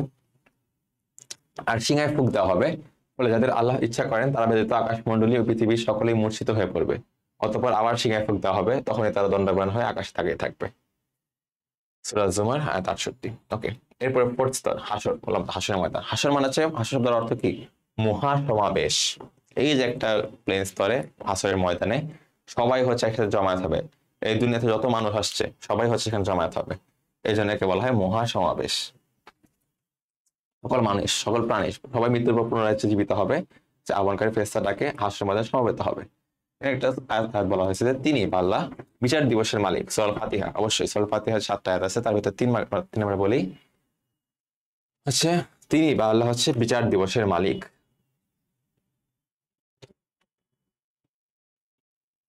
মালিক ইয়াউমিদ্দিন নাকি মালিক ইয়াউমিদ্দিন। ওকে, তারপর হচ্ছে হাসরের ময়দান বিভিন্ন ভীষণ কষ্টের স্থান কাদের জন্য? যারা হচ্ছে ওই যে কাফির ছিল, মুনাফিক ছিল, যারা আল্লাহর কথা মানে নাই, তাদের জন্য হচ্ছে হাসরের ভীষণ কষ্টের স্থান। কারণ কি? সেখানে হচ্ছে একদম সূর্য থাকবে মাথার উপরে, না থাকবে পানি, আর কিছু নাই, কিছু নাই। মানুষ তেষ্টায় মারা যাবে, গরমে মারা যাবে, তেষ্টায় মানে মারা যাবে না, মারা গেছেই, তারপর কিন্তু সে কষ্ট ছটফট করবে, কিন্তু কিছু নাই। তখন কারা হচ্ছে গিয়ে ছায়া, তখন হচ্ছে আল্লাহ করবে কি, যারা হচ্ছে গিয়ে যারা ইমানদার ছিল, সে আল্লাহর কথা শুনেছে, আল্লাহর কথা মতো জীবন পালন করেছে, তারা হচ্ছে এই আল্লাহর আরশের নিচে ছায়া পাবে। আল্লাহর আরশ তাদের ছায়া দিবে, আল্লাহ তাদের সে গিয়ে একটা পানি পান করে। হাউজে কাউসার নামে হচ্ছে এক বিখ্যাত নবী সাল্লাল্লাহু আলাইহি ওয়াসাল্লাম হচ্ছে খাঁটি উম্মতগণকে হচ্ছে হাউজে কাউসার থেকে পানি পান করাবেন, আর বাকিরা হচ্ছে এই কষ্টে রোদে তৃষ্ণায় ছটফট করবে। এটি হচ্ছে তোমার হাসর। তারপর হচ্ছে মিজান। মিজান মানে হচ্ছে পরিমাপক যন্ত্র, দাড়ি পাল্লা। এই দাড়ি পাল্লা দিয়ে কি হবে? দাড়ি পাল্লা দিয়ে হচ্ছে মাপ করা হয় নাকি? কি মাপ করা হবে? তোমার ভালো খারাপ, তোমার আমল গুলো মাপ করা হবে। তোমার ভালো ভালো আমল কতখানি ছিল, খারাপ আমল কতখানি ছিল, যদি মাপ করা হবে। মাপ করার পর ভালো আমল যদি বেশি হয় তাহলে তুমি জান্নাতে যাবে, আর যদি খারাপ আমল বেশি হয় তাহলে তোমার জাহান্নামে হবে। এটাই বলা আছে। আর আমি কিয়ামতের দিন ন্যায় বিচারে মানদণ্ড স্থাপন করব। মিজান। সিরাত। সিরাত হচ্ছে কি আমার ব্রিজ, ওকে, বা রাস্তা, পুল, সেতু। হাসরের ময়দান থেকে জান্নাত পর্যন্ত, জাহান্নাম পর্যন্ত চলমান, খালি শুধুমাত্র হাসরের ময়দান যেটা বলা ফ্ল্যাট সারফেস, সেখান থেকে জান্নাতের সাথে একটা লিঙ্ক থাকবে, একটা সেতু, চিকন একটা সেতুতে লিঙ্ক থাকবে। এই লিঙ্কটাকে বলা হয়, বা ব্রিজটাকে বলা হচ্ছে সিরাত, পুল সিরাত বলা হয়। তো এই পুল সিরাত বা সিরাত হচ্ছে তোমার হচ্ছে মানে যারা হিসাব নিকাশের পর আল্লাহ তাআলা পার করতে দিবেন, যারা যারা জান্নাতবাসী হবে তাদের মিজানে ভালো আমলটা ভারী হবে, মানে ভালো ভালো দিক বেশি করেছে যারা দুনিয়াতে, তারা হচ্ছে সুন্দর মতো বিভিন্ন বেগে, এটা জেনে আসি যে যারা তত বেশি ভালো কাজ করে তত বেগে বা ভালো সুন্দরভাবে হচ্ছে পুল সিরাত পার করে জান্নাতে প্রবেশ করতে পারবে। আর যারা ভালো কাজ করেনি তারা হচ্ছে ওই পুল সিরাত পার করার সময় নিচে জাহান্নামে পড়ে যাবে। উড়াল সেতু বলা হয়েছে, জাহান্নামের উপর সিরাত স্থাপিত হবে। ওকে, কেউ বিদ্যুৎ দিতে, কেউ ঝড়ের, কেউ ঘোড়ার, কেউ দৌড়ে ঘুরতে, হেঁটে হেঁটে হামাগুড়ি দিয়ে সিরাত পার হবে। আর সেটা হচ্ছে অন্ধকার পুল, কিন্তু মুমিন আর নেক বান্দাদের জন্য সেটা আলোর ব্যবস্থা থাকবে। আর কিন্তু জাহান্নামীদের জন্য সেটা হচ্ছে ভয়াবহ অবস্থা, কারণ সেটা চুলের ছেদে সূক্ষ্ম হবে আর তরবারির মতো ধারালো হবে, অতিক্রম করতে পারবে না, অতিক্রম করতে না পেরে তার জাহান্নামে পতিত হয়ে। আচ্ছা, এরপর আসছে আমাদের শাফায়াত। শাফায়াত হচ্ছে সুপারিশ করা বা অনুরোধ করা। তো ইসলামী পরিভাষায় যে কল্যাণ আর ক্ষমার জন্য আল্লাহ তাআলার নিকট নবী রাসূল ও নেক বান্দাদের সুপারিশ করাকে শাফায়াত বলে। তো যখন আমরা তখন পড়ে আসলাম সিরাতের হওয়ার পর হিসেব নিকাশ হয়ে গেল, আমাদের আমল ভাগ হয়ে গেল, দেন হচ্ছে অনেকে হচ্ছে গিয়ে জান্নাতবাসী জাহান্নামবাসী ঘোষণা হয়ে যাবে। তখন হচ্ছে মানুষ যারা হচ্ছে জাহান্নামবাসী হয়েছে তারা হচ্ছে অনেক প্যানিক করতে থাকবে। দেন তারা হচ্ছে ফার্স্টে আদম আলাইহিস সালামের কাছে যাবে, তাদের সাফায়াত করে তাদের জন্য। আদম আলাইহিস সালাম তখন নিজেই বলবে যে হচ্ছে গিয়া আমি তো অনেক গুনাহ করেছি, আমাকে কি আল্লাহ ক্ষমা করবেন? এবারে সে হচ্ছে গিয়া আল্লাহর কাছে ক্ষমাশীল থাকবে। তারপর তার কাছ থেকে বাকি তার কাছ থেকে সবাই নূহ আলাইহিস সালামের কাছে যাবে, সেও এই কথাই বলবে। এরপর ইব্রাহিম আলাইহিস সালামের কাছে যাবে, এরপর ঈসা আলাইহিস সালাম, মুসা আলাইহিস সালাম ওনাদের কাছে, মুসা আলাইহিস সালাম, ঈসা আলাইহিস সালাম ওনাদের কাছে যাবে। সবার লাস্টে হচ্ছে হযরত মুহাম্মদ সাল্লাল্লাহু আলাইহি ওয়াসাল্লাম কাছে আসবে, আর হযরত মুহাম্মদ সাল্লাল্লাহু আলাইহি ওয়াসাল্লাম হচ্ছে ওনাদের কথা শুনে সিজদায় পড়ে যাবেন। সিজদায় পড়ে গিয়ে আল্লাহর কাছে ক্ষমা বলবেন, শাফাত করে থাকবেন, আল্লাহর কাছে ক্ষমা চাবেন সবার জন্য, শাফাত করে থাকবেন যতক্ষণ না যাতে সবাইকে, যাতে উনি যারা ওনার উম্মত ছিলেন উম্মতের জন্য উনি যাতে ইসলামে মানে আমাদের জান্নাতে প্রবেশ করতে পারেন। এই যে নবী রাসূলগণ পূর্ণমান বান্দাগণ এই সময় আল্লাহর দরবারে শাফাত করবেন। তাহলে কি হয়? কিয়ামতের দিন আল্লাহ তাআলা সকলকে কাজ হিসাব নিল, আল্লাহ জান্নাত জাহান্নাম নির্ধারণ করলেন, তারপর পূর্ণমানকে জান্নাত, পারবতীতে জাহান্নামের ঘোষণা দিবেন। অনেকে পাপীকে মাফ করা হবে এই শাফায়াতের জন্য। তারপর সে জাহান্নাম থেকে জান্নাতে প্রবেশের অনুমতি দেওয়া হবে। সবাই সমবেত করা হবে, সূর্য খুব নিকটবর্তী, সবাই কষ্টে থাকবে। আদম আলাইহিস সালামের কাছে যাবে, নূহ আলাইহিস সালামের কাছে যাবে, ইব্রাহিম আলাইহিস সালাম, মুসা আলাইহিস সালাম, ঈসা আলাইহিস সালাম, সবার কাছে যাওয়ার পর সে প্রকাশ শুরু করার জন্য আল্লাহ তাআলার কাছে শাফায়াত অনুরোধ করবে, কিন্তু সকলে হচ্ছে অপরাগতা বশ করবে। তখন সবাই নবী সাল্লাল্লাহু আলাইহি ওয়াসাল্লামের কাছে নিকট হবে, তখন নবী সাল্লাল্লাহু আলাইহি ওয়াসাল্লাম আল্লাহ তাআলার নিকট সুপারিশ করবেন। এভাবে হচ্ছে সুপারিশ করার মাধ্যমে অনেক জাহান্নামবাসীও জান্নাতে প্রবেশ করার সুযোগ পাবে। শাফায়াতের সবচেয়ে বেশি ক্ষমতা হচ্ছে আমাদের মহানবী হযরত মুহাম্মদ সাল্লাল্লাহু আলাইহি ওয়াসাল্লাম। ঠিক আছে, তিনি নিজে বলেছেন যে আমাকে শাফায়াত করার অধিকার দেওয়া হয়েছে। বলছে পৃথিবীতে যত ইট আর পাথর আছে আমি তার চেয়েও বেশি লোকের জন্য কিয়ামতের দিন শাফায়াত করবো ইনশাআল্লাহ। আচ্ছা, তো শাফায়াত হবে না, শাফায়াতের জন্য উপকারিতা। আচ্ছা, তো এখান থেকে এটাই। আর জান্নাত ওটা হচ্ছে আমাদের এখন দুইটা পার্ট আসবে, যে এই যে আমাদের লাস্ট গন্তব্য জান্নাত আর জাহান্নাম। তো জান্নাত শব্দের অর্থ কি? জান্নাত শব্দের অর্থ উদ্যান, বাগান, সুশোভিত। জান্নাত একটা আরবি শব্দ, তার ফার্সি শব্দ হচ্ছে বেহেশত। ঠিক আছে, আমরা সবাই জানি। তার বাংলা শব্দ হচ্ছে উদ্যান, বাগান বা সুশোভিত কানন। ইসলামী পরিভাষায় পরকালীন জীবনে পুণ্যবানগণের জন্য পুরস্কার স্বরূপ যে আরামদায়ক স্থান তৈরি করে রাখা হয়েছে তাকে বলা হয় জান্নাত। তো এখানে আছে সব ধরনের নিয়ামত বিদ্যমান, সেখানে আছে তোমাদের জন্য রয়েছে যা কিছু তোমাদের মন চায়, অপেক্ষা করেছে যা ফরমাইশ করো, ক্ষমাশীল পরম দয়ালু আল্লাহর পক্ষ থেকে আপ্যায়ন, আমাদের সুখ শান্তি নিয়ামত অফুরন্ত। হচ্ছে গিয়ে এমন নিয়ামত প্রস্তুত করে রেখেছি যা কোনো চোখে দেখেনি, কোনো কান কখনো শোনেনি, মানব হৃদয় কখনো কল্পনা করতে পারবে না, এমন একটা জিনিস। মূলধর্ম সিকিউর জন্য লাগে যে 8টা জান্নাত আছে: জান্নাতুল ফিরদৌস, দারুল মাকাম, দারুল কারার, দারুস সালাম, জান্নাতুল মাওয়া, জান্নাতুল আরদান, জান্নাতুল দারুল নাইম, দারুল খুলদ। ঠিক আছে, কয়টা আছে আমাদের? জান্নাত 8টা, জাহান্নাম 7টা। ওকে। জান্নাতুল চরম সুখের আবাস, আর যে সে ব্যক্তি প্রতিপালকের সম্মুখে উপস্থিত হয় ভয় রাখে কবিতে নিজেকে থেকে জান্নাত হবে তার আবাস। এই জিনিসটা কিন্তু তুমি অনেক জায়গায় ইউজ করতে পারো, অনেক কমন একটা আয়াত হিসেবে ইউজ করতে পারো। এখানে ইউজ করতে পারবা ইসলাম বা ইমানের কোনো বা নৈতিক চরিত্রের ক্ষেত্রে, তোমার আখলাকের জায়গায়, অনেক টপিকের ক্ষেত্রে তুমি এই আয়াত ইউজ করতে পারো। তো এটা একটু মুখস্থ রাখতে পারো চাইলে। আচ্ছা, এরপরে আমাদের যে জান্নাতের সাথে জাহান্নাম আসবে। জাহান্নামের ফার্সি শব্দটা হচ্ছে দোজখ, আর বাংলা অর্থ হচ্ছে কি শাস্তির স্থান। জাহান্নাম করে নার বা আগুন বলা হয়, কারণ জাহান্নামে হচ্ছে আগুন দিয়ে হচ্ছে মানুষের শাস্তি দেওয়া হবে। সরি। আচ্ছা, তো বলেছে তোমাদের এই পৃথিবীর আগুন জাহান্নামের আগুনের 70 ভাগের 1 ভাগ মাত্র। এটা কিন্তু ইম্পর্টেন্ট, এমসিকিউর জন্য অনেক ইম্পর্টেন্ট। কত ভাগের 1 ভাগ? 70 ভাগের 1 ভাগ। এই যে আমরা যে আগুনে মানুষ পুড়ে মারা যায়, কত জ্বলন্ত পুরে একটা বার্নিংয়ের কত নাকি হচ্ছে মাইলস্টোনের ঘটনা তো দেখলা, এখানে বার্ন হলে হচ্ছে কত কষ্ট। এই পৃথিবীর আগুন হচ্ছে জাস্ট ওই জাহান্নামের আগুনের 70 ভাগের 1 ভাগ হচ্ছে তার তীব্রতা। এই তীব্রতায় মানুষ সহ্য করতে পারে না। তাহলে 70%, 70 যদি বেশি তীব্র হয়, তাহলে চিন্তা করো সেটা কতখানি কষ্টের হবে। এখন মানুষের হাড় চামড়া করতে সবকিছু থাকবে না, সব পড়ে যাবে, কিন্তু মারা যাবে না, কারণ মারা তো একবার গিয়েছেই। আল্লাহ তাআলা নির্দেশে পুনরায় তার দেহ হচ্ছে পুরো অবস্থায় ফিরে আসবে, আবার তা পুরো থাকতে হবে, আবার হচ্ছে গিয়ে সে ফেরত আনবে, এবার চলতে থাকবে। জাহান্নামে বিষাক্ত সাপ থাকবে, বিচ্ছু থাকবে, উত্তপ্ত রক্ত, পুজ হবে পানীয়, খাদ্য হবে বড় বড় কাঁটাযুক্ত বৃক্ষ। অত্যন্ত কষ্টের একটা স্থান। ওকে, তোমাদের বলা হয়েছে 7টা দোজখ রয়েছে, সেটা হচ্ছে জাহান্নাম, হাবিয়া, জাহিম, সাকার, সাইর, হুতামা, আল্লাযা। 7টা। 8টা জান্নাত, 7টা জাহান্নাম। অনন্তর যে সীমা লঙ্ঘন করে এবং দুনিয়ার জীবনকে প্রাধান্য দেয়, জাহান্নামে হবে তার আবাস। সূরা নাজিয়াত 36 থেকে 39। ওকে, এটা হচ্ছে তোমার জাহান্নাম। আর লাস্ট টপিক এটা এই চ্যাপ্টারে, সেটা হচ্ছে সৎকর্মশীল নৈতিক জীবনের ঘটনা, আখিরাত বিশেষের ভূমিকা। মানে প্রত্যেকটা টপিকের তাওহীদ, রিসালাত, তারপর কিতাব, আখিরাত, সবগুলো টপিকের ইম্পর্টেন্ট, মানে কি বলছিলাম, গুরুত্ব, তাৎপর্য, ভূমিকা, হোয়াটএভার সবকিছু তোমাকে কিন্তু লাগবে। তো দুনিয়া হচ্ছে আখিরাতের স্পর্শক্ষেত্র, এটা প্রবাদ, এটা কিন্তু কোনো আয়াত বা হচ্ছে কোনো হাদিস না। দুনিয়া হচ্ছে আখিরাতের স্পর্শক্ষেত্রের মুখে মুখে বলা হয়েছে। এটা হচ্ছে কবর, মিজান, হাসিরা, তারপর কি বলছে আমাদের গঠন আখিরাতে কেন কেন কারণ হচ্ছে প্রথম প্রশ্ন, কেন ইম্পর্টেন্ট? কারণ 1 নাম্বার, আখিরাতে বিশ্বাস মানুষকে জীবন পরিচালনার নীতি ও আদর্শের অনুসরণ করতে বাধ্য করে, অবশ্যই। তারপর হচ্ছে এর একটা গেল, দৈনন্দিন আত্মসমালোচনার মাধ্যমে মানুষ তার ভুল ত্রুটি শুধরিয়ে সচ্চরিত্রবান হয়ে ওঠে। এটা হলো 3 নাম্বার, মানুষ জান্নাত ও তার নিয়ামত প্রাপ্তির আশায় নেক আমল করে, ভালো কাজ করে তো উৎসাহিত হয়, আর সেম ভাবে খারাপ কাজ থেকে দূরে থাকে, এটা বলতে হবে। নিশ্চয়ই যারা ঈমান আনে ও সৎকর্ম করে তাদের জন্য রয়েছে জান্নাত, যা নিম্ন দেশের নদী সমূহ প্রবাহিত। এটাই মহা সাফল্য। আর হচ্ছে জাহান্নাম কষ্টের স্থান, তারা বলছে যে এই যে জাহান্নামের যে শাস্তির ভয় মানুষকে অন্যায় পাপ থেকে বিরত রাখতে সাহায্য করে। আখিরাতে বিশ্বাস বড় বড় অন্যায়, অনৈতিক কাজের পাশাপাশি ছোট ছোট পাপ আর অসৎ কাজ থেকে বিরত রাখতে সাহায্য করে। যে কেউ অনুপরিমাণ সৎকর্ম করলেও তার সাথে আল্লাহ দেখতে পারেন, আর কেউ অনুপরিমাণ অসৎকর্ম করলেও আল্লাহ তা দেখবেন। ওকে, তো হচ্ছে লাস্টে তোমার একটা বলছে যে আমাদের জীবনকে পাপমুক্ত রাখবো, সৎকর্মশীল হব এবং নৈতিক জীবনে অভ্যস্ত হব। এটা হচ্ছে তোমার এই টপিক এখানে শেষ। তারপর হচ্ছে তোমার এখানে এমসিকিউ শুরু, সিকিউ শুরু, এগুলো হচ্ছে তোমাকে দেখাই দিই। তাহলে প্রথম, ইসলামের মূল বিষয়গুলোর প্রতি পূর্ণ বিশ্বাসকে কি বলা হয়? পূর্ণ বিশ্বাস, কথা ইমান। বিশ্বাস বলা হচ্ছে মানে ইমান।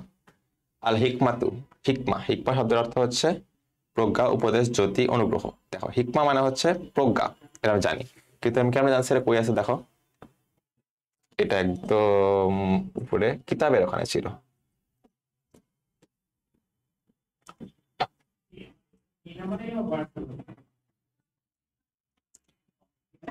কিতাবের বৈশিষ্ট্য দেখো এখানে ছিল আল হিকমা মানে জ্ঞান বা প্রজ্ঞা।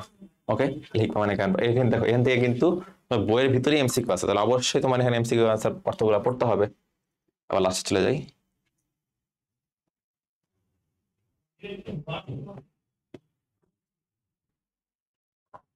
আচ্ছা এখানে আল হিকমা তো মানে হচ্ছে তোমার জ্ঞান বা প্রজ্ঞা। ওকে, এরপরে আসলে হচ্ছে আমার মুনাফিকরা জাহান্নামের সর্বনিম্ন স্তরে অবস্থান করবে, কারণ সমাজের চিহ্নিত মানুষ, অন্তরে কুফর লুকিয়ে থাকে, কাফিরদের চেয়েও বেশি ক্ষতিকর। সমাজের চিহ্নিত মানুষ এটা হচ্ছে আসলে হওয়ার কথা না, অন্তরে কুফর লুকিয়ে থাকে ঠিক আছে, কাফিরদের চেয়ে বেশি ক্ষতিকর ঠিক আছে। তো সবার জন্য অবস্থান করার কারণ হচ্ছে তারা 2 আর 3 এই দুটো হবে। এরপরে পৃথিবীর শুরু থেকে সূর্যের উদয় ও অস্ত যাওয়ার পদ্ধতি একই নিয়মে চলে আসছে অবস্থা দেখে সুলতান সাহেব বিশ্বাস করেন পৃথিবী কখনোই ধ্বংস হবে না। দেখো আমাদের আখিরাত, তারপর হচ্ছে তোমার এছাড়া পুনরুত্থান, তকদির, সবকিছু এই দুটো টপিক কিন্তু এক্সিস্টই করে, কারণ মৃত্যুর পর আরেকটা জীবন আসে। পৃথিবী ধ্বংস না হলে কিন্তু মানে কিয়ামত না হলে আরেকটা জীবন আসবে না, পরকাল হবে না। সো আখিরাতে কোন বিষয় স্বীকার করতেছেন তাহলে? এই কিয়ামত, ধ্বংস হচ্ছে পৃথিবীর, মানে কিয়ামতের দুটা পার্ট ছিল, একটা ধ্বংস হবে আর একটা পুনরুত্থান হবে। ধ্বংসের পার্টটা সে বিশ্বাস করতেছে না, তাহলে কি কিয়ামত? প্রথম সামের ধারণার মতে তাকে বলা হয় কাফির। মানে দেখো ঠিক আছে, যে বিশ্বাস করেন, বিশ্বাসই করেন যে হচ্ছে যে এটা কখনো হবেই না, তাহলে আমরা কি বলছিলাম? ইমান, বিশ্বাস করা হচ্ছে ইমানের অংশ, ঠিক আছে না? সবকিছু বিশ্বাস করে ইমানের অংশ। আর ইমানের পুরো কাউন্টার ওয়ার্ডটা কি ছিল? কুফর। কারণ কি? তাহলে সে বিশ্বাস করতেছে না মানে কি? সে হচ্ছে কাফির। যদি সে বলতো যে অবশ্যই সাথে মুশরিকের সম্পর্ক নেই, কারণ সে তো শরীক করতেছে না, এটা এক জিনিস। ফাসিক হবে না, মুনাফিক আসতেছে না, কারণ আগে থেকে উল্লেখ করে দেওয়া হয় না, এটা বড় কথা। তাই বিশ্বাস করতেছে না, তার মানে কি? কাফির। ওকে, এন্ড সিকিউ দেখি। যে ফার্স্টে বলছে কর ক্ষত সিকিউর অংশ না। সো ইসলামের ব্যবহারিক অর্থ কি? ইসলামের ব্যবহারিক অর্থ হচ্ছে গিয়ে আনুগত্য করা বা শান্তির পথে চলা, এটা আছে। আখিরাতে বিশ্বাস করা অপরিহার্য কেন? এগুলো তোমার ওখানে টপিকে দেওয়া আছে, লাগাই দিয়েছি তোমাদের, ওগুলো দেখবা। ফরিদের আচরণ কি বলছে? ফরিদ আর সেলিম দুই বন্ধু, তারা উভয় একটি দর্শনীয় স্থানে বেড়াতে গেল। ফরিদ সেখানে মাটির মূর্তি পাঠাঘাটতে সম্মুগ্ধ হয়ে সিজদা করার মতো মাথা নাড়তে সম্মান প্রদর্শন করলো। এরপর উভয় ক্যান্টিনে নাস্তা করার পর এক পর্যায়ে পিছনে আলোচনা করে। সেলিম মতামত প্রকাশ করতে বলে নবী রাসূলের আগমন ধারাবাহিকতা অব্যাহত যুগযুগ। ওকে, যুগযুগ। আচ্ছা, তো তো ফরিদের আচরণে যে বিশ্বাস প্রকাশ পেয়েছে, দেখো সে করছে কি? সে পাশাকে মুগ্ধ হয়ে সে হচ্ছে সিজদা করার মতো মাথা নাড়ছে, মানে কি? সে আল্লাহর হাতে কাউকে শরিক করে সে হচ্ছে সম্মান প্রদর্শন করলো। তাহলে এটা কি হবে? শিরক হয়ে গেল না? কারণ আল্লাহ ব্যতীত কি কেউ সিজদা পাওয়ার যোগ্য? কেউ নয়, একমাত্র আল্লাহই পাওয়ার যোগ্য। আল্লাহ ব্যতীত অন্য কাউকে সিজদা করলে সেটা কি হলো? সেটা হচ্ছে আমার শিরক হয়ে গেল। তাহলে এটা হচ্ছে আমার শিরক। ফরিদের আচরণ নাম শিরক প্রকাশ পেয়েছে, লিখে দিতে পারি। শিরক নিয়ে বলতে হবে, শিরক বিষয়টা প্রকাশ পেয়েছে, শিরক এই জিনিসটা তোমরা লিখবা সুন্দর মতো। নবী রাসূলের আগমন বিষয়টাতে কি বলছে? সেলিমের মতামত বলছে যে নবী রাসূলের আগমনের ধারাবাহিকতা অব্যাহত থাকে যুগযুক্ত। এটা কিন্তু আরেকটা কি ঠিক হলো? এটা কিন্তু সে খাতামুন নবী, মহানবী সাল্লাল্লাহু আলাইহি ওয়াসাল্লাম যে সর্বশেষ নবী, এটা সে বিশ্বাস করে না। সে ভাবতেছে যে আরো আরো নবী আসবে, আরো নবী রাসূল আসার কথা, আরো নবী রাসূল আসাটাই নরমাল। এটা কিন্তু তাহলে কি যুগযুক্ত না? অবশ্যই না। তাহলে তুমি কি লিখবা? নবী রাসূলুল্লাহ খাতামুন নবীন নিয়ে ফার্স্ট একটু লিখতে হবে, তারপরে নবুয়ত আর রিসালাতের যে হচ্ছে গুরুত্ব সেখানে দিয়ে লিখতে হবে, আর মুহাম্মদ রাসূলুল্লাহ সাল্লাল্লাহু আলাইহি ওয়াসাল্লাম শেষ নবী সেই বিষয়টা সে মানে ফোকাস করে হচ্ছে তোমার এই পুরো অ্যানসারটা লিখতে হবে। এটাই। আর আয়াত দিয়ে দিবা যে মুহাম্মদ সাল্লাল্লাহু আলাইহি ওয়াসাল্লাম শেষ নবী, এরপর এখন নবী আসবেন না, এটা যে স্পেসিফিক একটা আয়াত আছে, এই আয়াতটা হচ্ছে মাস্ট উল্লেখ করতে হবে। ঠিক আছে, এরপরে পরের প্রশ্ন প্রেক্ষাপট এক দিছে। আচ্ছা, তো হচ্ছে 2 নম্বর প্রশ্নে আসছি।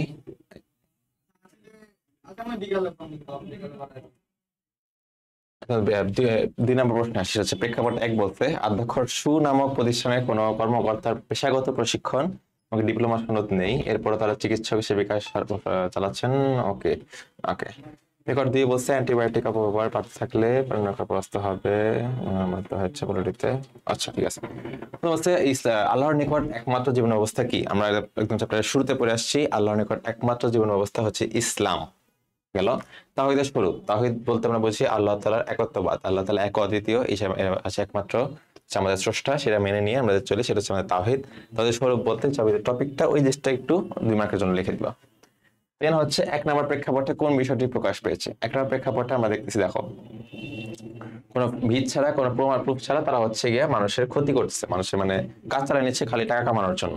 তো আমরা দেখতেছি এখানে আলটিমেটলি আমাদের নৈতিকতা, মূল্যবোধ এগুলো হচ্ছে যে হচ্ছে ডাউনগ্রেড চলতেছে, নৈতিকতা মূল্যবোধের অবক্ষয় আর আখিরাতের প্রতি চরম অবিশ্বাস, এই জিনিসটা আমরা দেখতে পারতেছি। ওকে, আখিরাতে যদি বিশ্বাস থাকলে, আখিরাতে যদি বিশ্বাস থাকতো তাহলে হয়তো জীবনেও এই কাজ করতে পারতো না, ঠিক এরা করে ফেলতেছে। সেম ভাবে এখানে যে টপিকটা বলছে লাস্টে হচ্ছে কি আখিরাতের, এটা কি হবে? এটা হবে হচ্ছে নৈতিকতা ও মূল্যবোধের অবক্ষয়।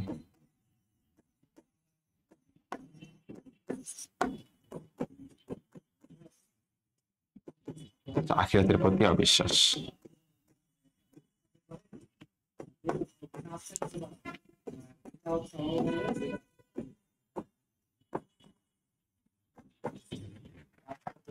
আর লাস্টে বলছে 2 নম্বর প্রেক্ষাপটে বিষয়টি ফুটে উঠেছে, সৎকর্মশীল হতে নৈতিক জীবনে গঠনে আখিরাতে বিশেষ ভূমিকা আলোকে বিশ্বাসের করো। দেখো কি বলছে,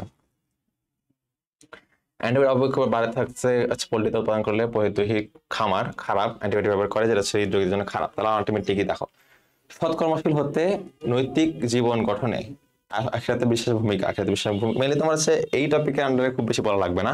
আমরা লাস্টে যে পার্টটা পড়লাম, একদম লাস্টে দেখো আখিরাতের যে গুরুত্ব, এই যে দেখো এখানে কতগুলো পড়লাম না, আখিরাতের যে গুরুত্ব মানে কি কি উপকার হতে পারে, এই টপিকগুলো জাস্ট লিখবা, আর কিছুই না। এই টপিকগুলো আসলে দিতে হবে তোমার। এখানে এই কয়টা তুমি পয়েন্ট দিবা, শুধুমাত্র ফার্স্টে আখিরাতের গুরুত্ব কেন ইম্পর্টেন্ট এখানে এই উদ্দীপক আলোকে একটু উল্লেখ করবা, তারপর হচ্ছে বলবা যে হচ্ছে এই তোমার ইম্পর্টেন্স গুলো এইগুলা।